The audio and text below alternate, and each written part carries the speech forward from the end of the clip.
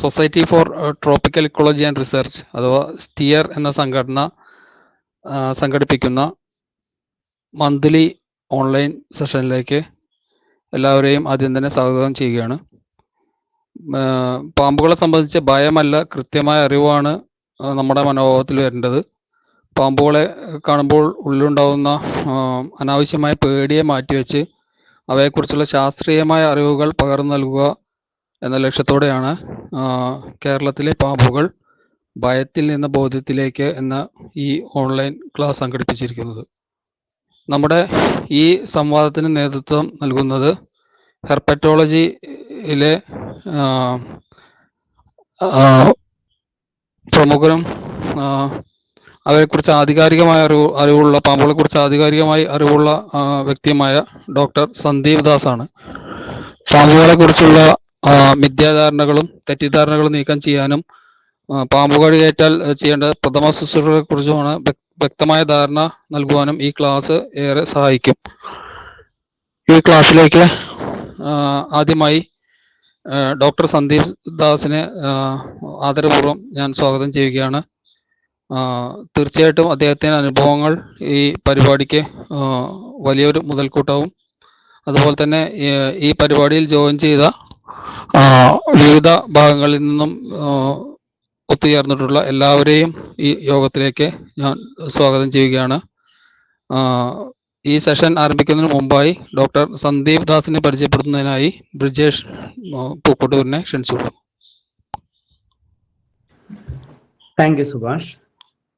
Good evening everyone. നമ്മൾ സന്ദീപിനെ കുറിച്ച് ഇപ്പം ഈ ഒരു സെഷനിൽ വന്നിട്ടുള്ള എല്ലാവർക്കും അറിയാം. എന്നിരുന്നാലും ബ്രീഫായിട്ട് കുറച്ച് കാര്യങ്ങൾ ജസ്റ്റ് ഒന്ന് പറയുകയാണ്. അദ്ദേഹം കേരളത്തിലെ പ്രമുഖനായ ഒരു ഹെർപ്പറ്റോളജിസ്റ്റ് ആണ്. നമുക്കറിയാം, ഈ ഉരകങ്ങളെ കുറിച്ചും ഉഭയജീവികളെ കുറിച്ചൊക്കെ പഠിക്കുന്ന വിഭാഗമായിട്ടുള്ള അതിൽ താല്പര്യമുള്ള ഒരു പ്രമുഖനായ ആളാണ്. അതോടൊപ്പം പശ്ചിമഘട്ടത്തിലെ തവളകൾ, പാമ്പുകൾ, ഗൗളികൾ തുടങ്ങിയ ജീവിവർഗങ്ങളെ കേന്ദ്രീകരിച്ചാണ് അദ്ദേഹത്തിൻ്റെ ഗവേഷണങ്ങൾ പ്രധാനമായിട്ട് നടക്കുന്നത്. കേരള ഫോറസ്റ്റ് റിസർച്ച് ഇൻസ്റ്റിറ്റ്യൂട്ടുമായി KFRI ചേർന്ന് പ്രവർത്തിച്ചിട്ടുള്ള അദ്ദേഹം കാലിക്കറ്റ് സർവകലാശാലയിൽ റിസർച്ച് അസോസിയേറ്റായും സേവനമനുഷ്ഠിച്ചിട്ടുണ്ട്. പശ്ചിമഘട്ടത്തിൽ മാത്രം കാണപ്പെടുന്ന വംശനാശ ഭീഷണി നേരിടുന്ന പാതാള തവളകളെ കുറിച്ചുള്ള അദ്ദേഹത്തിൻ്റെ പഠനത്തിലൂടെയാണ് അദ്ദേഹം അന്താരാഷ്ട്ര തലത്തിൽ ശ്രദ്ധിക്കപ്പെട്ടത്. വംശനാശ ഭീഷണി നേരിടുന്ന ഉഭയജീവികളുടെ സംരക്ഷണ പ്രവർത്തനങ്ങൾക്ക് ലണ്ടനിലെ സുവോളജിക്കൽ സൊസൈറ്റിയുടെ എഡ്ജ് ഹീറോ പുരസ്കാരം അദ്ദേഹത്തിന് ലഭിച്ചിട്ടുണ്ട്. അട്ടപ്പാടിയിൽ നിന്ന് കണ്ടെത്തിയ പുതിയ തരം ഗൗളികൾ ഉൾപ്പെടെ പശ്ചിമഘട്ടത്തിലെ നിരവധി പുതിയ ഉഭയജീവികളെയും ഉരകങ്ങളെയും കണ്ടെത്തുന്നതിലും അവയെക്കുറിച്ച് പഠിക്കുന്നതിലും അദ്ദേഹം പ്രധാന പങ്ക് വഹിച്ചിട്ടുണ്ട്. വനം വകുപ്പും വിവിധ NGOകളുമായി സഹകരിച്ച് പാമ്പുകളെക്കുറിച്ചുള്ള ബോധവൽക്കരണം, പാമ്പ് പിടുത്തക്കാർക്കുള്ള പരിശീലനം, ഹെർപ്പറ്റോളജി വർക്ക്ഷോപ്പുകൾ എന്നിവ അദ്ദേഹം സംഘടിപ്പിക്കാറുണ്ട്. മികച്ചൊരു വൈൽഡ് ലൈഫ് ഫോട്ടോഗ്രാഫറാണ്, മാക്രോ ഫോട്ടോഗ്രാഫറാണ്. അദ്ദേഹത്തിന് കേരള സംസ്ഥാന വന്യജീവി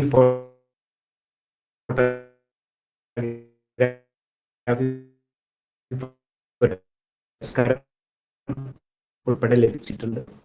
കേരളത്തിലെ ഉഭയജീവികളെ കുറിച്ച് സ്നേഹികൾക്കിടയിലുള്ള ജൈവ വൈവിധ്യ ഗവേഷകർക്കിടയിലും പ്രത്യേകിച്ച് ഉരകങ്ങളെയും ഉഭയജീവികളെയും കുറിച്ച് പഠിക്കുന്നവർക്ക് ഏറ്റവും ആദരിക്കപ്പെടുന്ന ഒരു ഫീൽഡ് ഹെർപ്പറ്റോളജിസ്റ്റാണ് സന്ദീപ് ദാസ്. ഈ society for tropical ecology and research സ്റ്റിയറിൻ്റെ ഓൺലൈൻ സെഷനായിട്ടുള്ള ഇതിപ്പോൾ 4ാമത്തെ സെഷനാണ്. നമ്മൾ വിവിധ വിഷയങ്ങളിൽ ഇതേപോലെ മന്ത്ലി സെഷനുകൾ സംഘടിപ്പിക്കുന്നുണ്ട്.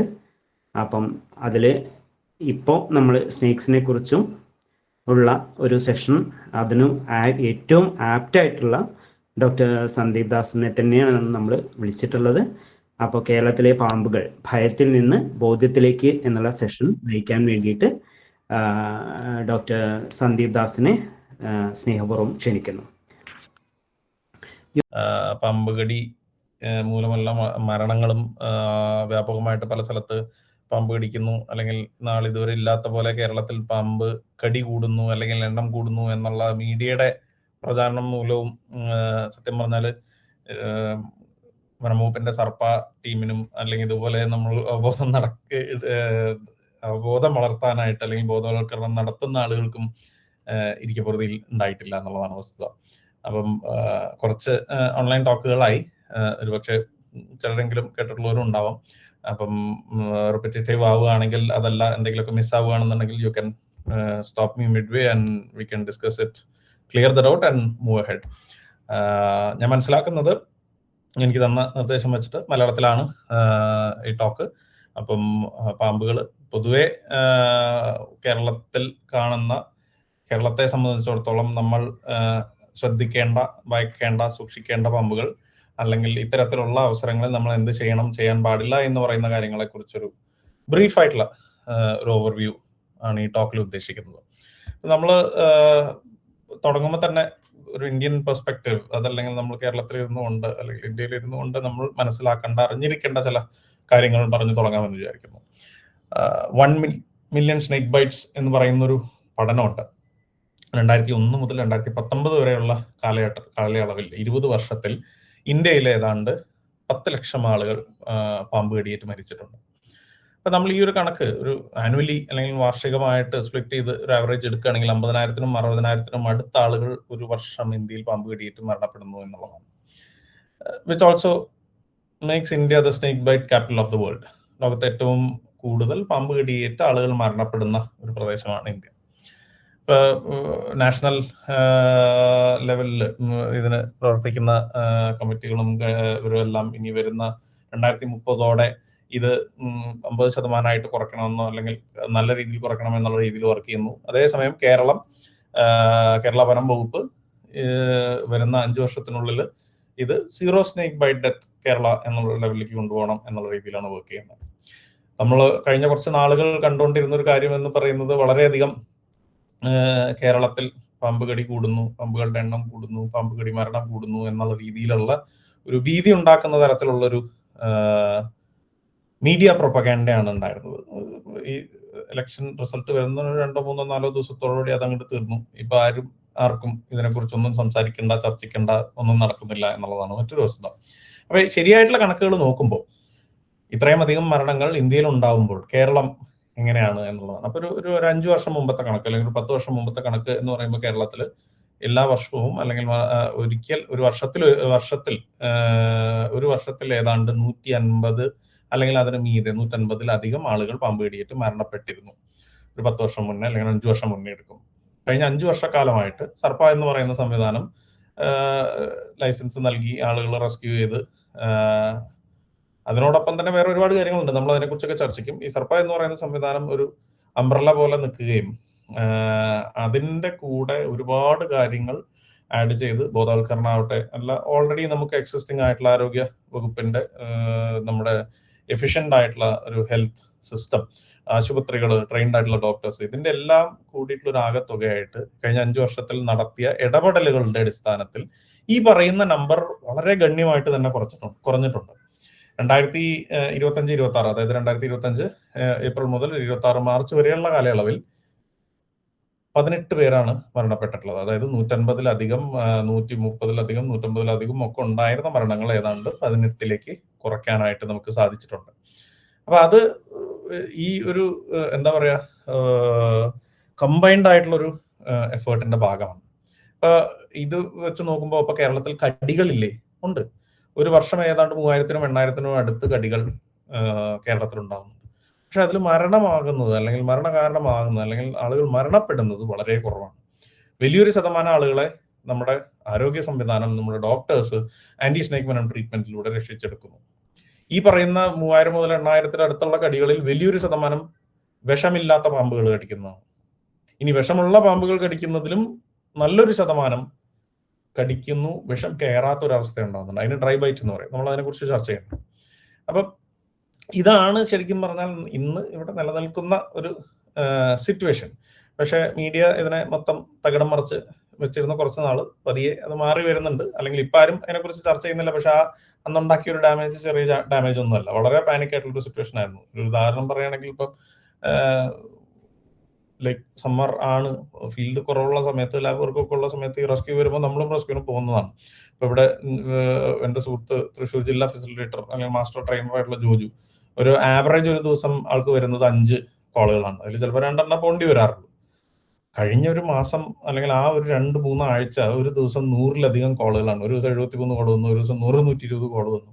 അപ്പൊ ഇതിൽ പകുതിയിലധികവും പാനിക് കോൾസ് ആണ്. നാട്ടുകാരെ കുറ്റം പറയാൻ പറ്റില്ല, കാരണം അതുപോലെ നാട്ടുകാരെ മീഡിയ പേടിപ്പിച്ച് വെച്ചിരുന്നു. ഒരു 2 പറമ്പ് അപ്പുറേ കൂടെ ഒരു പമ്പ് പോകുമ്പോഴും ആളുകൾ പേടിക്കുന്ന ഒരു സിറ്റുവേഷൻ ആയിരുന്നു ഉണ്ടായിരുന്നത്. Coming back to this 1 million snake bites, അതാണ് കറന്റ് സിനാരിയോ. നമ്മൾ പാമ്പുകളെ കുറിച്ച് പറയുമ്പോൾ തന്നെ അവരുടെ പരിണാമത്തെ കുറിച്ച് പറയുന്നു. ജിയോളജിക്കൽ ടൈം സ്കെയിലിന്റെ ഒരു എന്താ പറയുക, ഒരു ആനിമേഷൻ അല്ലെങ്കിൽ ഒരു കാർട്ടൂണിക് റെപ്രസെന്റേഷൻ ആണ്. There might be some errors here and there, അത് മൈൻഡ് ചെയ്യണ്ട. പക്ഷെ എന്താണ് ഉദ്ദേശിച്ചതെന്ന് പറയാനായിട്ട് ഒരു ഇമേജ് വെച്ചു എന്നുള്ളത് മാത്രം. ഇതില് 4.5 ബില്യൺ ഇയേഴ്സ് അഗോ ഭൂമി ഉണ്ടായി. അതിനുശേഷം പടിപടിയായി ഓരോ കാലഘട്ടത്തിൽ ഓരോ വിഭാഗങ്ങൾ ഉണ്ടായി. നമ്മളത് ഫോസിൽ പഠനങ്ങളിൽ നിന്ന് മനസ്സിലായി. അപ്പർ ഡിവോണിയൻ കാലഘട്ടത്തിൽ ഉഭയജീവികൾ ഉണ്ടായി. അത് കഴിഞ്ഞ് കുറച്ചും കൂടി വരുമ്പോൾ നമ്മുടെ റെപ്റ്റൈൽസ് ഇവോൾവ് ചെയ്തു. ആൻഡ് ഇൻ ക്രിട്ടേഷ്യസ് പീരീഡ് അല്ലെങ്കിൽ ജുറാസിക് കഴിഞ്ഞ് ക്രിട്ടേഷ്യസ് എത്തുന്ന ആ ക്രിട്ടേഷ്യസ് കാലയളവിൽ ആണ് ആദ്യത്തെ പാമ്പുകൾ പരിണമിക്കുന്നത്. അപ്പൊ ആദ്യ കാലഘട്ടങ്ങളിൽ നമ്മൾ ഉടുമ്പ് പോലുള്ള ജീവികളിൽ നിന്ന് കൈകാലുകൾ ലോപിച്ച് കടൽ പാമ്പുകൾ ഉണ്ടായി. അത് കരയിലേക്ക് കയറി കരയിലുള്ള പാമ്പുകൾ ഉണ്ടായി എന്നാണ് മനസ്സിലാക്കിയിരുന്നത്. പക്ഷെ അടുത്തിടെ 2019-20 കാലഘട്ടങ്ങളിൽ അർജന്റീനിയ പ്രദേശങ്ങളിൽ നിന്ന് കിട്ടിയ പല ഫോസിലുകളുടെ അടിസ്ഥാനത്തിൽ നമ്മൾ മനസ്സിലാക്കുന്നത് അരണ പോലെ ഇരിക്കുന്ന നീളമുള്ള ശരീരമുള്ള, പാമ്പ് പോലെ നീളമുള്ള ശരീരമുള്ള, എന്നാൽ കുറിയ കൈകാലുകളുള്ള ജീവികളിൽ നിന്നാണ് പാമ്പുകൾ പരിണമിച്ചിട്ടുള്ളത്. ചിത്രത്തിൽ കാണുന്നത് നജാഷ് എന്ന് പറയുന്ന ഒരു ഫോസിലാണ്. മൈക്കൽ ഡബ്ല്യു കാൽവെൽ എന്ന് പറയുന്ന ഒരു ശാസ്ത്രജ്ഞനാണ് ഇതിൽ കാര്യമായിട്ടുള്ള ഗവേഷണങ്ങൾ നടത്തിയിട്ടുള്ളത്. അദ്ദേഹത്തിന്റെ പിന്നീട് ഒരുപാട് പഠനങ്ങൾ വന്നിട്ടുണ്ട്.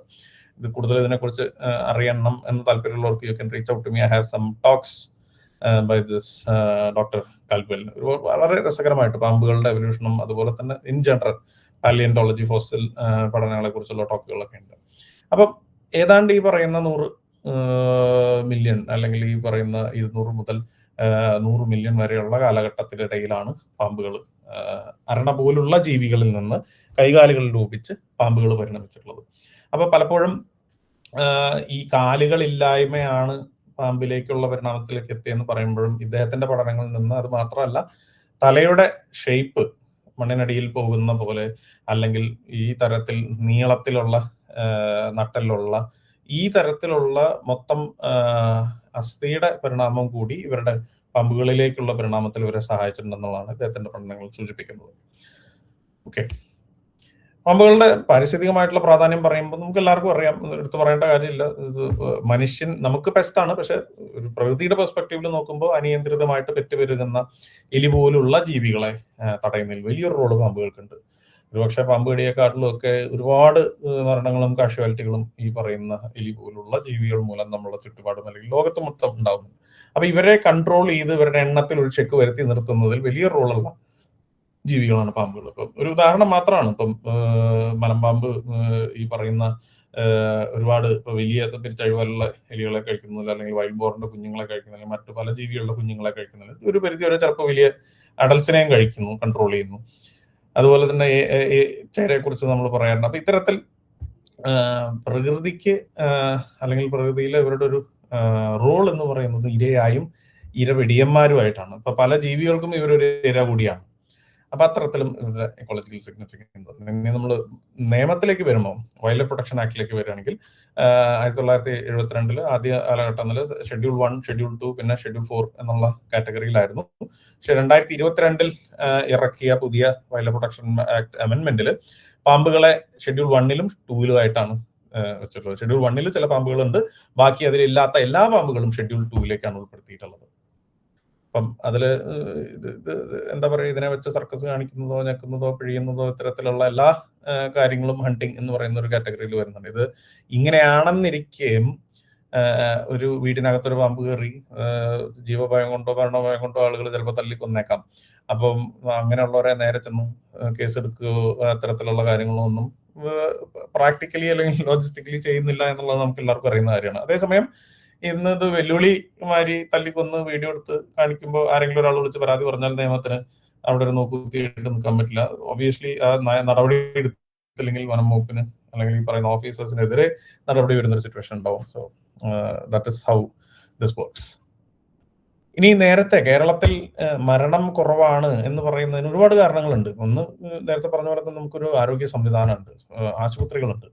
ഒരു പക്ഷേ മലയോര പ്രദേശങ്ങളായിട്ടുള്ള ഇടുക്കിയോ വയനാട് ഒഴികെ മറ്റെല്ലാ ജില്ലകളിലും മറ്റെല്ലാ പ്രദേശങ്ങളിലും നമുക്ക് പാമ്പ് കടി ഏറ്റാൽ ആന്റിവെനം ചികിത്സയുള്ള ഒരു ആശുപത്രിയിലേക്ക് പരമാവധി ഒരു 1/2-3/4 മണിക്കൂറിലോ 1 മണിക്കൂറിലോ എത്താനായിട്ട് നമുക്ക് സാധിക്കും എന്നുള്ളതൊരു വസ്തുതയാണ്. ഈ പറയുന്ന സ്ഥലങ്ങളിലെല്ലാം മികച്ച സൗകര്യങ്ങളുണ്ട്. ഇതിന് ട്രെയിൻഡ് ആയിട്ടുള്ള, പരിശീലനം നേടിയിട്ടുള്ള, എക്സ്പേർട്ട് ആയിട്ടുള്ള ഡോക്ടർമാരുണ്ട് എന്നുള്ളൊരു വസ്തുതയാണ്.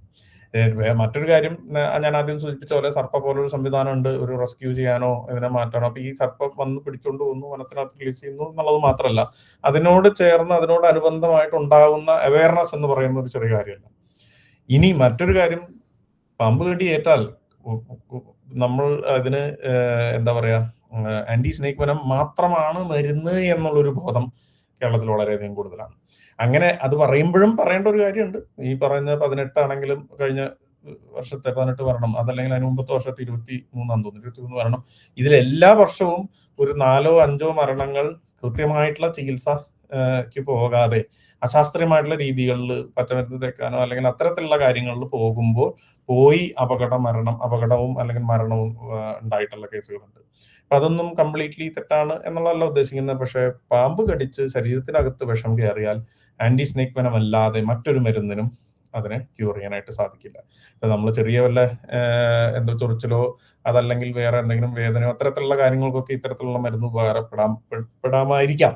നമുക്കതിനെ കുറിച്ച് അറിയില്ല. പക്ഷെ പാമ്പ് കടി ഏറ്റു കഴിഞ്ഞു കഴിഞ്ഞാൽ ആന്റി സ്നേക്ക് വെനം അല്ലാതെ മറ്റൊരു ചികിത്സയില്ല. അതായത് വിഷം ശരീരത്തിനകത്ത് കയറി കഴിഞ്ഞാൽ ആന്റി സ്നേക്ക് വെനം അല്ലാതെ മറ്റൊരു ചികിത്സയില്ല എന്നുള്ളതാണ് വസ്തുത.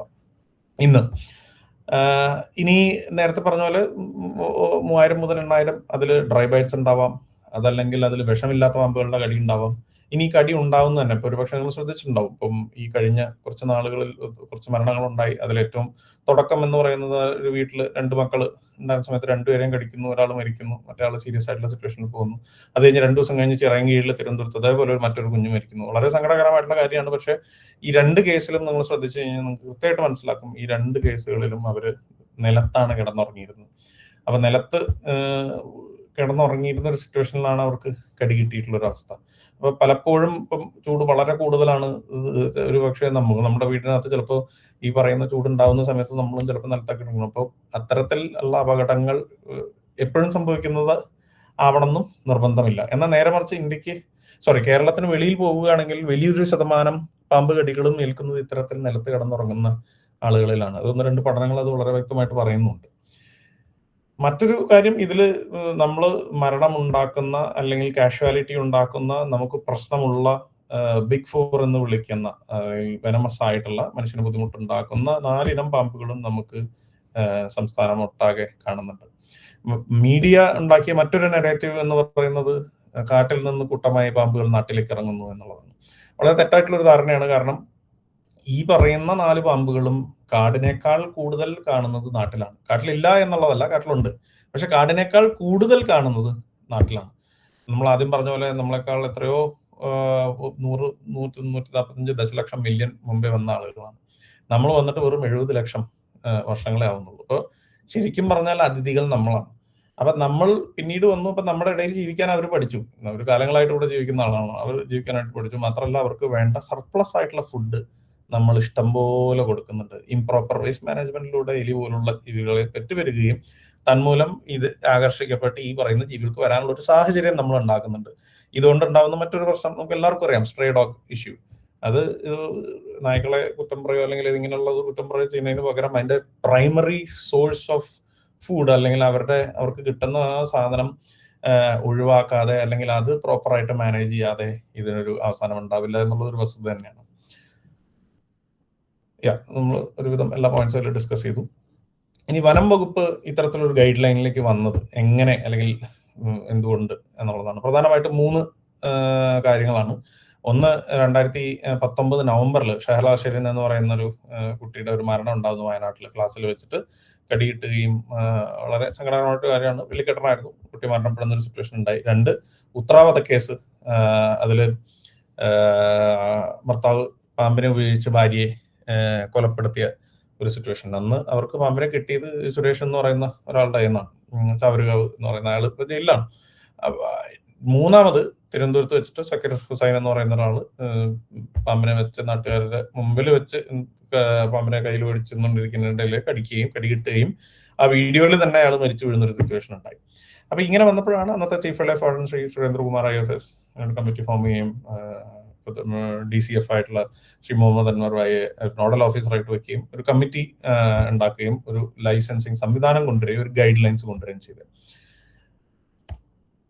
അതിന്റെ ഭാഗമായിട്ട് ഈ നമ്പേഴ്സ് കുറച്ച് പുറകിലാണ്, അത് മാറിയിട്ടുണ്ട്. ഏതാണ്ട് 7000-ഓളം ആളുകളെ ട്രെയിൻ ചെയ്യുന്നുണ്ട്. 3600-ഓളം ആളുകൾ ഇന്ന് സർട്ടിഫൈഡ് ആണ്.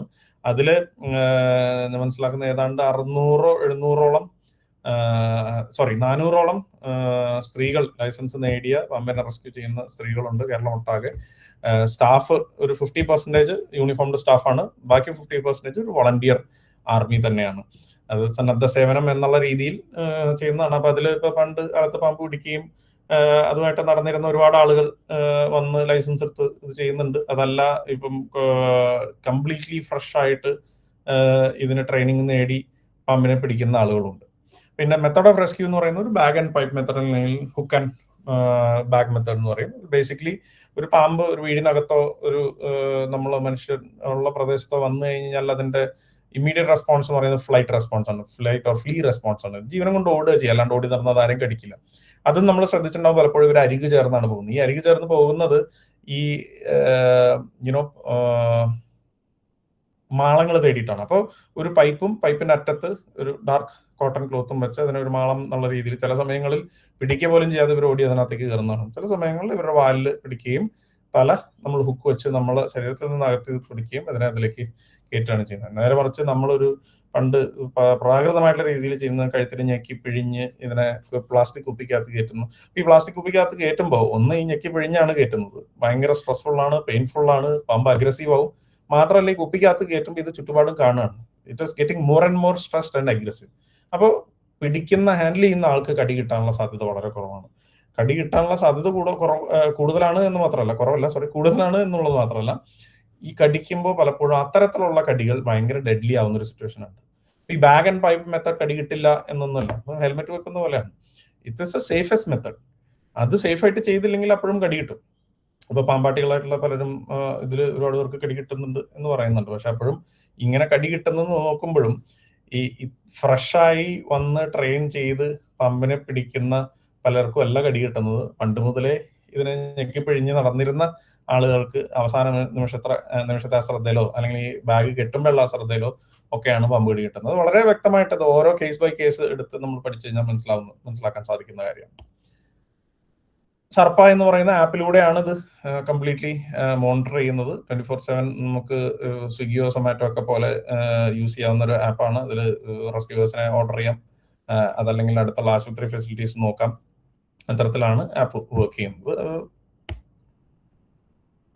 ആദ്യം സൂചിപ്പിച്ച കാര്യം snake bite death free Kerala പരമാവധി അവയർനെസ് ഉണ്ടാക്കുക. അതിന്റെ ഭാഗമായിട്ട് സർപ്പപാഠം എന്ന് പറയുന്ന സ്കൂളുകളെ കേന്ദ്രീകരിച്ച് നടത്തുന്ന അവയർനെസ് ആക്ടിവിറ്റീസ്, അതല്ലാണ്ട് സർപ്പ എഡ്യൂക്കേറ്റേഴ്സ്, സർപ്പ വളണ്ടിയേഴ്സിനെ, സർപ്പ റെസ്ക്യൂവേഴ്സിനെ നമ്മൾ അതിൽ നിന്ന് കുറച്ചുപേരെ പിക്ക് ചെയ്യുകയും സർപ്പ എഡ്യൂക്കേറ്റേഴ്സ് എന്ന് പറയുന്ന ഒരു രീതിയിൽ ട്രെയിൻ ചെയ്തെടുത്ത് അവര് സ്കൂളുകളിലും ഇൻസ്റ്റിറ്റ്യൂഷനുകളിലും പഞ്ചായത്ത് അത്തരത്തിലുള്ള പരമാവധി സ്ഥലങ്ങളിൽ ക്ലാസ് എടുക്കുന്ന രീതിയിലുള്ള ഒരു മാസീവ് അവയർനെസ് ക്യാമ്പയിൻ നമ്മൾ നടത്തുന്നുണ്ട്. ടൊവിനോ തോമസിനെ പോലെയുള്ള ഇത് സാമൂഹിക പ്രതിബദ്ധ അല്ലെങ്കിൽ പരിസ്ഥിതിയോട് അടുപ്പമുള്ള ആളുകളെ ഉപയോഗിച്ച് പൊതുജനത്തിൽ ഇതിൽ പരമാവധി ഒരു അവയർനെസ് ക്രിയേറ്റ് ചെയ്യാനായിട്ട് ശ്രമിക്കുന്നുണ്ട്. പരമാവധി എല്ലായിടത്തും ASV അവൈലബിലിറ്റി കൊണ്ടുവരാൻ നോക്കുന്നുണ്ട്. ASV അവൈലബിലിറ്റി മാത്രമല്ല, ചികിത്സയ്ക്കും പറ്റുന്ന തരത്തിൽ കാര്യങ്ങൾ മുന്നോട്ട് കൊണ്ടുവരാനായിട്ട് ശ്രമിക്കുന്നുണ്ട് എന്നുള്ളതാണ്. ഇപ്പം ഏറ്റവും ഒടുവിൽ 108 ആംബുലൻസിന്റെ ഒരു സംവിധാനം ഉണ്ടായിട്ടുണ്ടല്ലോ. അതിൽ വിളിച്ചു കഴിഞ്ഞാൽ അവർ വരികയും ആന്റിവെനം ചികിത്സയുള്ള ആശുപത്രിയിലേക്ക് കൊണ്ടുപോകാനുള്ള കാര്യങ്ങൾ അവർ ചെയ്യും എന്നുള്ള രീതിയിൽ. ഓക്കെ, ഇനി പാമ്പുകളെ ഒന്ന് പരിചയപ്പെടുത്തുന്ന ഇതിലേക്ക് വരുമ്പോൾ, ഇടത്തെ ഭാഗത്തെ ചിത്രത്തിലുള്ളതിന്റെ ക്ലോസപ്പ് ആണ് വലത്തെ ഭാഗത്തുള്ളത്. ഇപ്പം യൂഷ്വലി ഒരു 1 to 1 അല്ലെങ്കിൽ ഓഫ്ലൈൻ ടോക്കുകളിൽ ഒരു ഇന്ററാക്ഷൻ വെക്കുന്ന സ്ലൈഡുകളാണ്. അൺഫോർച്ചുനേറ്റ്ലി ഓൺലൈൻ ടോക്സിന് it's not possible, so just going ahead like a radio. ഏറ്റവും ആദ്യത്തെ ചിത്രത്തിലുള്ളത് ഒരു സിസീലിയൻ ആണ്. കാഴ്ചയിൽ ഒരു മണ്ണിരെ പോലെ ഇരിക്കുമെങ്കിലും it's a legless or limbless snake like amphibian. അതിൽ നിങ്ങൾക്ക് തലയുടെ ക്ലോസപ്പ് നോക്കി കഴിഞ്ഞാൽ വളരെ വ്യക്തമായിട്ട് ഒരു കണ്ണ്, മൂക്ക്, വായ ഒക്കെ കാണാനായിട്ട് സാധിക്കും. രണ്ടാമത്തെ ചിത്രത്തിലുള്ളത് ഒരു പാമ്പാണ്. ശരീരത്തിൽ ശൽക്കങ്ങൾ നല്ല ക്ലീൻ ആയിട്ട് കാണാനായിട്ട് സാധിക്കും. അതുപോലത്തെ ഭാഗത്തെ ചിത്രത്തിൽ ഒരു മൂക്കും കണ്ണും താഴെ വായൊക്കെ കാണാൻ സാധിക്കും. ഏറ്റവും ഒടുവിലുള്ളത് സ്ലോ വേം എന്ന് പറയുന്ന UK കാണുന്ന ഒരു സ്കിങ്ക് ആണ്, ഒരു അരണയാണ്. നിങ്ങൾ തൊട്ട് മുകളിലുള്ള ചിത്രമായിട്ടൊരു വ്യത്യാസം നോക്കി അറിയാം ശരീരത്തിന്റെ ഘടന തന്നെ. ഇതൊരു എന്താ പറയുക, ഒരു ബോക്സ് ആകൃതിയിലാണ്. നേരെ മറിച്ച് പാമ്പുകൾ പലപ്പോഴും വൃത്താകൃതിയിലോ അല്ലെങ്കിൽ ചെറിയൊരു ട്രയാംഗിളിഷ് ആയിട്ടുള്ള ബോഡിയിലാണ്. പിന്നെ കൺപോളകൾ, ലൈക്ക് അനക്കാൻ പറ്റാത്ത രീതിയിലുള്ള കൺപോളകൾ അരണകൾ കാണാനായിട്ട് സാധിക്കും. പിന്നെ നമ്മുടെ ഇവിടെ ഉള്ള അരണകളെ നോക്കിക്കഴിഞ്ഞാൽ നിങ്ങൾക്ക് ചെവി നല്ല ക്ലിയർ ആയിട്ട് കാണാനായിട്ട് സാധിക്കും. പാമ്പുകളുടെ അനാട്ടമി ലൈക്ക് വളരെ ഡെലിക്കേറ്റ് ആണ്. പലപ്പോഴും നിങ്ങൾ വീഡിയോയിലൊക്കെ കണ്ടിട്ടുണ്ടാവും, പ്രായമായിട്ടുള്ള സ്ത്രീകളൊക്കെ വാല് പിടിച്ച് ഇങ്ങനെ കുടയുന്ന, ആ കുടയിലോടുകൂടി എന്നത് ചിലപ്പോൾ ചത്തുപോകുന്ന സിറ്റുവേഷൻ ഉണ്ടാവും. വളരെ ഡെലിക്കേറ്റ് ആണ്. അപ്പം ഈ വലത്തെ ഭാഗത്തെ ചിത്രത്തിൽ കാണുന്ന പോലെ നമ്മളതിനെ ഞക്കി പിഴിഞ്ഞ് പിടിക്കുന്ന ഒരു അവസരത്തിൽ ചിലപ്പം എപ്പോഴെങ്കിലും ഗ്രിപ്പ് ഒന്ന് ലൂസ് ആവുക എന്തെങ്കിലും ചെയ്യുമ്പോൾ അത് അറ്റാക്ക് ചെയ്യും. And those bites are like really deadly. അപ്പോൾ എന്താ വെച്ചാൽ പാമ്പ് സ്ട്രെസ്ഡ് ആണ്, അഗ്രസീവ് ആണ്. അപ്പോൾ കടിക്കുമ്പോൾ ഉള്ള വിഷം മുഴുവൻ അൺലോഡ് ചെയ്യുന്ന തരത്തിലുള്ള ബൈറ്റുകളായിരിക്കണം. പാമ്പുകളുടെ കുറിച്ച് പൊതുവെ പറയുമ്പോൾ നമ്മൾ മിസ്സാവാൻ പാടില്ലാത്തൊരു കാര്യം അവരുടെ നാക്ക് പുറത്തിടുന്ന ഒരു സംഗതിയാണ്. It's A part of chemical communication, ഒരു കെമിക്കൽ സംവേദന രീതിയാണ്. അതിൽ ബ്രെയിനിനോട് മുമ്പിലായിട്ട് ജേക്കബ്സൺസ് ഓർഗൻ അല്ലെങ്കിൽ ബൊമെറോനേസൽ ഓർഗൻ എന്ന് പറയുന്ന ഒരു ഓർഗൻ ഇവർക്കുണ്ട്. നാക്ക് പുറത്തിട്ട് അന്തരീക്ഷത്തിലെ കണികൾ പിടിച്ചെടുക്കുകയും ഇത് അപ്പർ പാലറ്റിലൂടെ ഇവരുടെ എന്താ പറയുക ജേക്കബ്സൺസ് ഓർഗനിലേക്ക് ഇത് നൽകുകയാണ് ചെയ്യുന്നത്. അപ്പോൾ Jacobson's organ then it will decode it and give the information from the brain. അതിലേക്ക് ബ്രെയിനിലേക്ക് കൊടുക്കുകയും ബ്രെയിൻ ഡീകോഡ് ചെയ്ത് ഇൻഫർമേഷൻ ഇതിന് കിട്ടുകയാണ് ചെയ്യുന്നത്. അപ്പം ഇണയാണോ, ഇരയാണോ, ശത്രുവാണോ, ഇത്തരത്തിലുള്ള ഇൻഫർമേഷൻസ്, അല്ലെങ്കിൽ കടിക്കുമ്പോൾ എന്തോരം പോകുന്ന ഇരയാണ്, എന്തോരം വിഷം വേണം, ഇത്തരത്തിലുള്ള കാര്യങ്ങൾ അവർക്ക് ഡിസൈഡ് ചെയ്യാനായിട്ട് സാധിക്കും. അപ്പൊ മൂക്ക് പ്രധാനമായിട്ടും ഒരു ശ്വാസോച്ഛ്വാസത്തിനാണ് ഉപയോഗിക്കുന്നത്. ഘ്രാണശക്തി ഇവർക്ക് ഇല്ല എന്ന് തന്നെ പറയാം. പക്ഷേ ഇവരുടെ ഈ കെമിക്കൽ സംവേദന രീതി ഇവർക്ക് നല്ല രീതിയിലുള്ള ഒരു മൂക്കിലൂടെ അല്ലാത്ത എന്താ പറയാ ഓൾഫാക്ടറി സെൻസ് മടക്കാനുള്ള കപ്പാസിറ്റി ഇവർക്കുണ്ട് എന്നാണ് പറയുന്നത്. അപ്പോൾ വരാവുന്ന ഒരു ചോദ്യമാണ്, നമ്മൾ പാൽക്കായം, വെളുത്തുള്ളി, മണ്ണെണ്ണ, പല സാധനങ്ങളും അബ്സല്യൂട്ട് ബ്ലണ്ടറാണ്, ഇതൊന്നും കാര്യമില്ല. അതിന്റെ ഒരു കാരണം എന്ന് പറയുന്നത്, നിങ്ങൾ ഒരു കുപ്പി എടുത്തു, കുപ്പിക്കകത്ത് ഇതിനെ ഇട്ടിട്ട് ഈ പറയുന്ന സാധനങ്ങൾ ഉപയോഗിച്ചാൽ അതിനൊരു ഇറിറ്റേഷൻ ഉണ്ടാവാം. അതല്ലാതെ നമ്മുടെ അന്തരീക്ഷത്തിൽ ഇത് ഉപയോഗിച്ചുകൊണ്ട് ഇതിട്ടുകൊണ്ട് പാമ്പ് വരില്ല എന്ന് പറയുന്നത് ശുദ്ധമണ്ടത്തരാണ്. നമ്മുടെ ഭയത്തെ ഉപയോഗിക്കുന്ന വിറ്റ് കാശാക്കുന്ന പരിപാടികളാണ്.